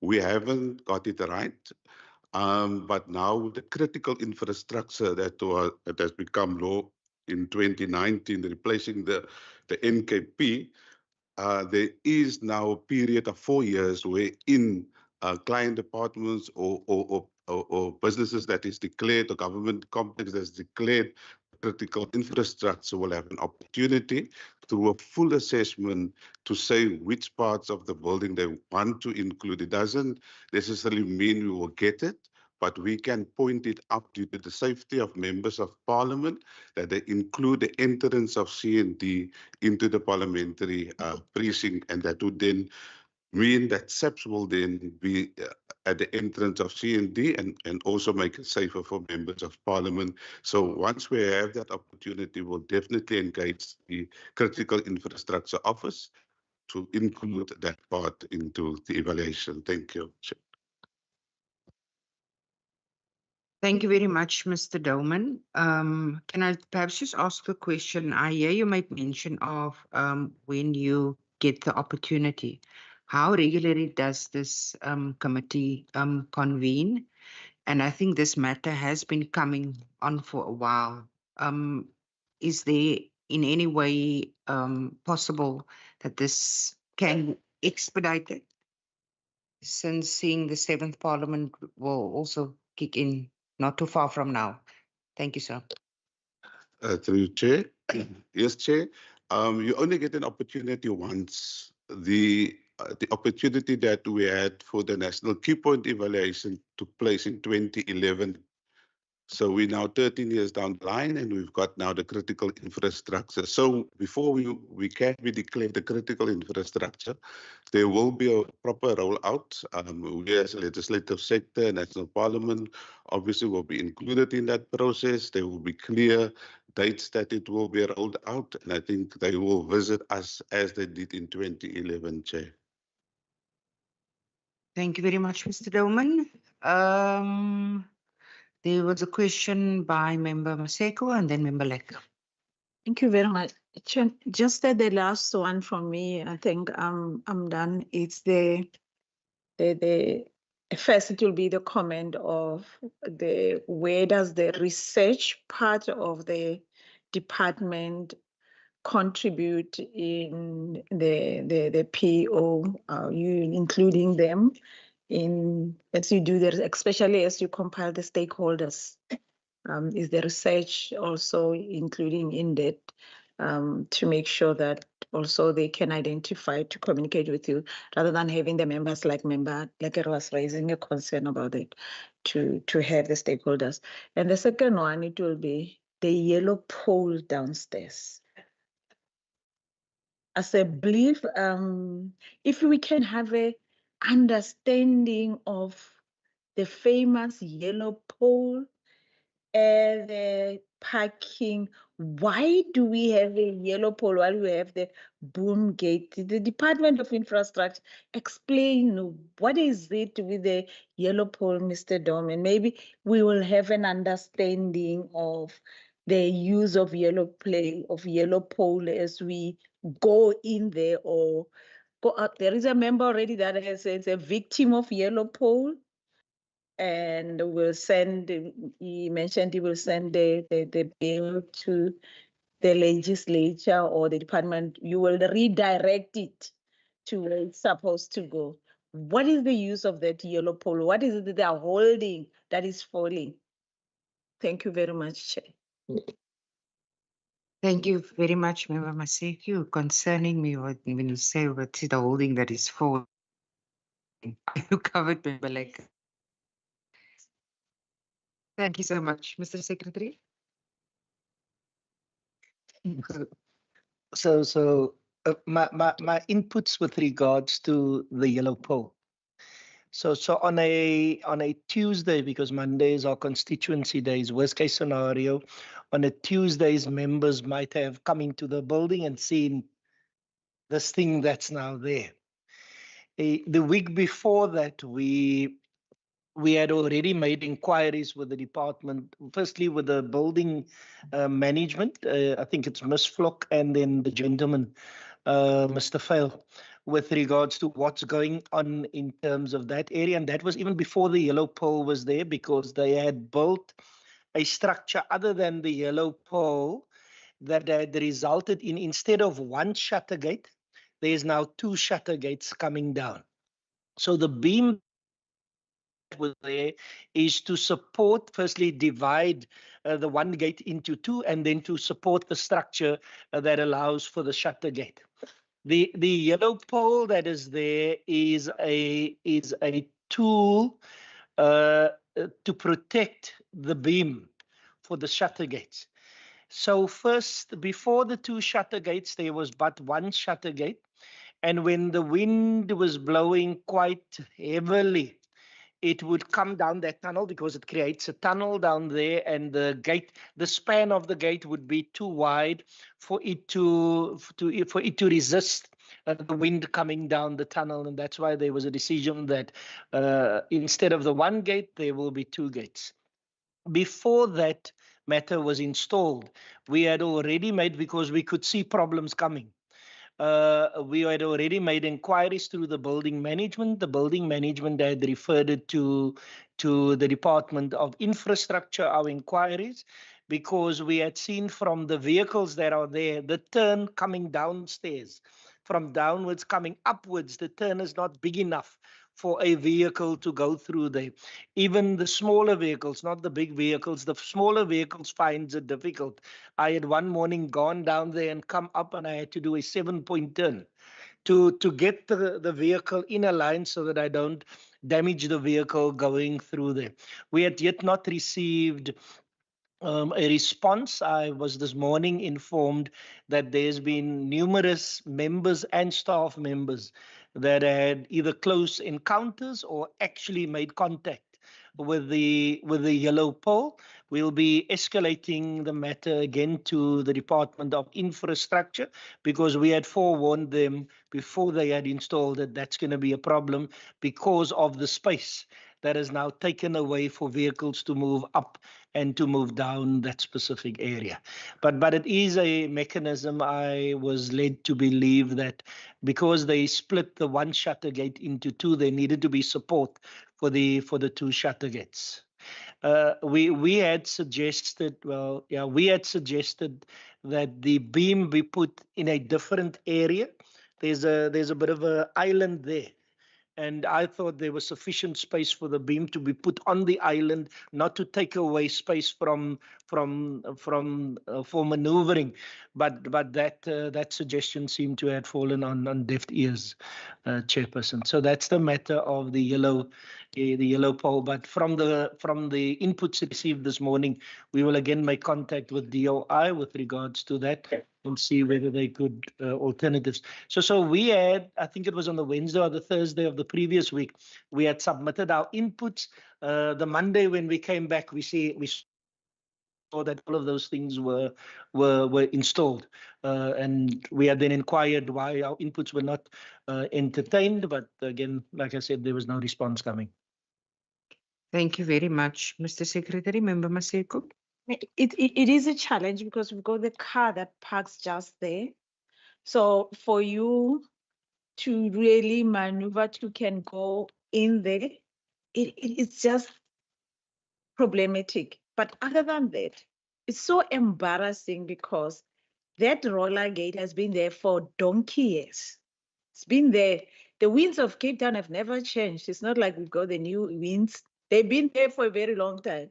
That door nothing has happened to it. So they need to give you the better explanation, because there's no way the winds of Cape Town can change. And that door It's not like it was there about 10 years ago. I've been here 10 years, I found it there, and I'm going to leave it there. It will still be there if they didn't put that yellow pole to come with the issues that are irritating the living a lot of us. You see black when you get into that parking now, because it's even difficult when you go in to can go down, let alone when you come up. So seriously, fiscal dumping is like irritating when coming to issues like that, because it wasn't necessary. In fact, it's frustrating all of us. If each and every person that has a parking down there, they can come and park their cars, it's going to be a drama that I'll have to have a Coke and popcorn to watch each and every one of you trying to get out of that place. We are still okay because you find there's an empty parking where you can maneuver yourself to just be straight. Otherwise, our cars will be marked yellow, all of us, by the time we get out of there. Thank you, You Member would allow me, Maseko. Chairperson, there's a white vehicle on the left-hand side as you come in. That vehicle, I suspect, is also at risk because the yellow pole now takes away the space for maneuvering when you come down into the parking to maybe just go a bit right and then make the turn. There's no more room for that maneuvering now. Correct. Thank you very much. Thank you very much, Mr. Secretary. You hear the plight of the yellow marked vehicles. Hopefully not soon to be. Honorable members, back to business. The PEO question. Correct. Stakeholders. Ms. Fisher. Thank you, Madam Chair. The compilation of the stakeholder database comes from a lot of sources. When we started in 2019, our first port of call was the committees. So we said, who are the stakeholders, each and every committee, who are the stakeholders that you have worked with over the years? So that was our first take. Our second take was to go to the departments and to say, human settlements, community safety, who are the stakeholders that you have worked with? Then we added this to the stakeholder database. Then we went to the historics of PEO and say, over the years that WCPP have had a public education and outreach section, who are the stakeholders that you have accumulated over the years? Then we also opened it up and we said to members, if you are aware of stakeholders that could be on the stakeholder database of the Western Cape Provincial Parliament, please send that to us as well, because we do understand that members work in their constituency areas a lot more than what we could ever. So they would have that information that we don't have. We also then augment or update the stakeholder database after every single public education outreach or public engagement process. After every workshop, we make sure that all those people are uploaded. After every virtual roundtable discussion, all those people are uploaded. So we constantly grow the stakeholder database as we move along. We do not generally liaise with research on stakeholders necessarily, because when it is a very technical bill, we make contact with the relevant departments to ask them whether they have suggestions for stakeholders, and we also do our own desktop research. So if it's a bill on engineering or spatial development, where it's very technical, we would reach out to them. Our research section is incredibly difficult, incredibly busy. It's difficult to get them to respond for something. I'm sorry. That was my mistake. So when we can do the desktop research ourselves and liaise with the department, then we tend to do that. Thank you. It's not difficult. I'm sorry. Thank you very much, Ms. Fisher. Member Maseko. Thank you very much. I think maybe that's another, Mr. Titus, that's another functional enhancement loophole that it has to be there, because if the PO have to do their own research or depend on the department itself, it will be a little bit difficult. If the difficult researchers do it doing, I'm joking. If the research will, as the bills also come in, they will do their research to find out those difficult bills, the stakeholders that they think will be a priority to get hold of, for them to be aware of the bills that are coming.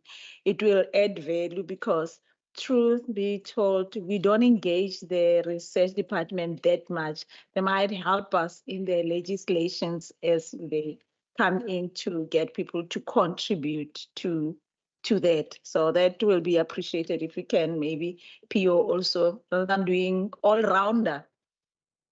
Because presently you are like an all-rounder of the tech, of research, of public engagement, and all. So if you can also reduce to give to the researcher to help you, it will add value for the sake of the legislature to make sure public engagement is maximized in our communities. With that being said, Chair, that's all from me. Thank you so much, Member Maseko. Any further comment from your side, Ms. Fisher? Noted with thanks. Thank you so much, colleagues. In the absence of any further questions from your side, we also do not have members of the public present that would want to pose a question. That then concludes our deliberation on the consideration of Vote 2, the Western Cape Provincial Parliament, in the schedule to the Western Cape Appropriation Bill B1 of 2024. At this stage, Honourable Speaker, are there any closing remarks from your side? Yes, thank you very much, Chair. Chair, let me please allow me this opportunity to once again thank the members for indulging me on the virtual platform today. I really do appreciate that. And then secondly, Chair, it would be remiss of me not to use this opportunity to say thank you very much to POC, seeing that this would be the last official engagement as the Speaker of the Western Cape Provincial Parliament for this 6th administration. Thank you very much for the manner in which we could engage. Thank you very much for keeping us on our toes. Thank you very much for asking the difficult questions. And thank you in the manner in which we could conduct today as well. Then to the Deputy Speaker, thank you very much for your support as always. And then to the Secretary, to you and the administration, and every single member of the administration that works tirelessly daily to ensure we become the best run regional parliament in Africa. Thank you very much. Thank you very much, Honourable Speaker. Honourable Deputy Speaker. Thank you very much, Chair. I'd just like to concur with the Speaker. It really is, I actually can't believe when he says that, we really are at the end of the term. And thank you to all the members and the administration and yourselves for the work you do. Thank you. Thank you so much, Deputy Speaker. Anything you would like to close off with, Mr. Secretary? Nothing from my side, thank you. Thank you very much. At this point, thank you so much for your participation in this morning's proceedings, honourable members as well as officials. This brings us to the end of our meeting, or rather the end to your part of the session. Just need to stay behind for us to deal with our report. Thank you very much. I think it will be not okay with me if I really don't say to the officials that from the talk.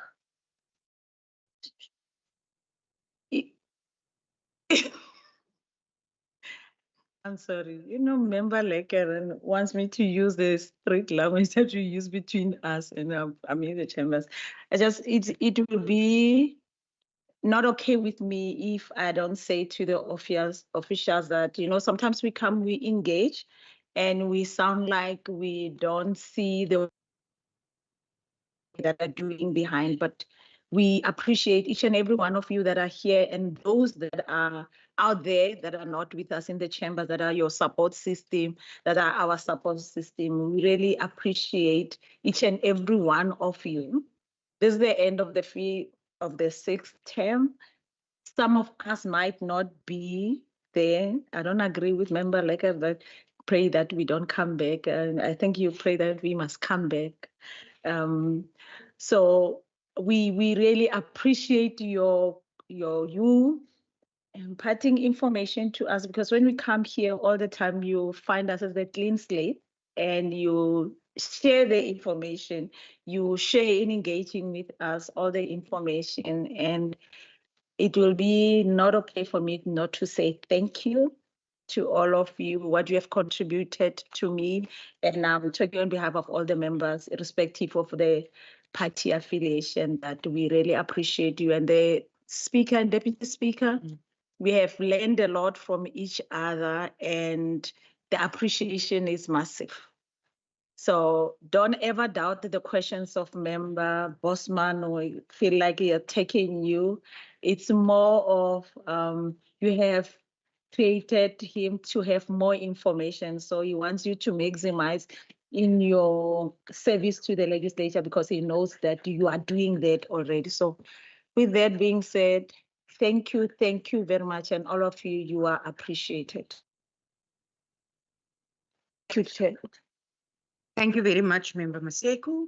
And I'm sure, as you said, you speak on behalf of the committee. We do echo the sentiments, much appreciated, as an institution cannot run on its own. So do know that you are very much valued at this institution. Colleagues, I believe there are some refreshments at the back whilst we will continue our business, but you are excused. Thank you so much. Yeah, Chairperson.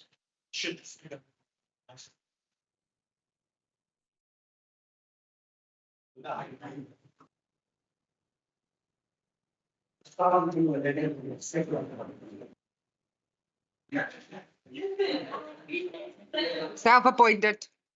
Self-appointed.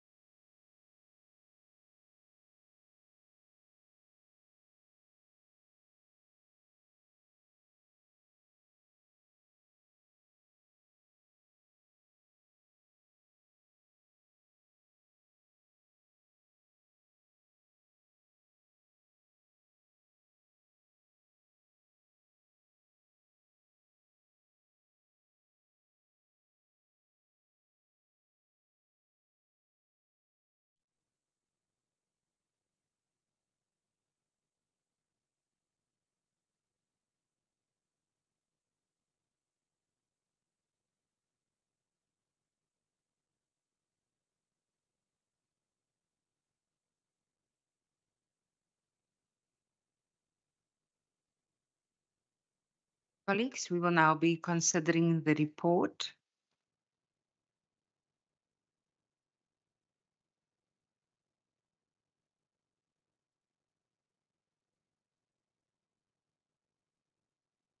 I know that your heart's desire, Member Maseko. I can see it. So we will now be considering the adoption of the committee report. Colleagues, are you ready for us to do so in terms of vote 2? I will read the draft one out for you. The draft report of the Parliamentary Oversight Committee on vote 2 for the Western Cape Provincial Parliament in the schedule to the Western Cape Appropriation Bill 2024 B1 of 2024, dated today, the 11th of March 2024. The Parliamentary Oversight Committee reports that it has concluded its deliberations on vote 2, Western Cape Provincial Parliament in the schedule to the Western Cape Appropriation Bill 2024 B1 of 2024, referred to the committee in terms of Standing Rule 188, and that the committee either support or not support the vote referred to it. Can I get an indication? I see Member Bosman and then Member Maseko. Chairperson, I propose that committee supports the bill. Thank you very much. Member Maseko. I second the proposal, Chair. Thank you very much. Member Lecker. Thank you, Chair. I wish to exercise a minority role. Thank you. Thank you very much, colleagues, for the proposal, the secondment, as well as the minority view expressed in terms of Rule 90. The report then subsequently adopted by this committee will read as follow. The report of the Parliamentary Oversight Committee on Vote 2 of the Provincial Parliament in the schedule to the Western Cape Appropriation Bill B1 of 2024, dated the 11th of March 2024. The Parliamentary Oversight Committee reports that it has concluded its deliberations on Vote 2 of the Provincial Parliament in the schedule to the Western Cape Appropriation Bill B1 of 2024, referred to the committee in terms of Standing Rule 188, and that it supports the vote referred to it. Minority view in terms of Standing Rule 90. The African National Congress expressed its minority view that it does not support the vote. Are we in agreement, colleagues? Thank you so much. And I believe that concludes our business for today. Thank you so much. Do you have any member? Thank you. You may proceed, Member Lekker. The request that I made for the details of those who've left the institution and their reasons. Two, the undertaking based on the request that I wish to make for the comparisons of the sittings for the 6th and the 5th administration. Let me see if I don't have the third one. Oh yeah, that's it. I see Mr. Davids has got that covered. Thank you, Member Lekker. Member Maseko. For me, for the committee to take a resolution to remove the yellow pole. There we go. To remove the yellow pole. It's a matter of urgency. Yeah. Yeah. That one is covered as Yeah. well. Yes, please do. Thank you, Mr. David. Thank you, Chair. Member Lekker, order, please. Okay, so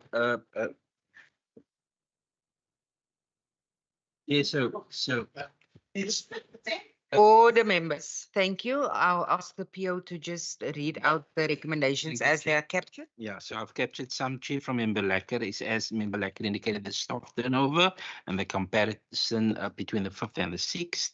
We've got from Member Maseko that a workshop be held in the 7th Parliament, where it looks at the plans of WCVP in terms of its 5-year strategic and APP. And then we've got from Member Bosman what projects were funded by the European Union, LSS, just a document be submitted there, and support to members in terms of study support and enhancements thereof to the members and the staff.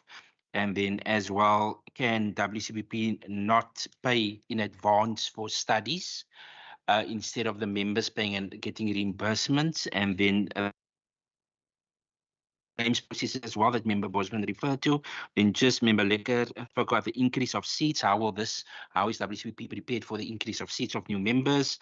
And then as well as the SNT, please explain what services were rendered of the 54.6 million to NPOs. And then from Member Maseko, the yellow pole removal as soon as possible, including the research to the PEO section. How can the PEO do their own research when we do have a research component? So that's what was covered under resolutions and requests for information. Are you happy, members? To capture the LSS for the planning, is the maybe to say the POC must also be part of the planning, because like now they said, yeah, because they said that already they've got the program that they prepared, but no one knows what is there. But it also includes the members if they want to study. So POC has to be part of that as they do that, to engage with. Excuse me, Member Maseko. Bosman.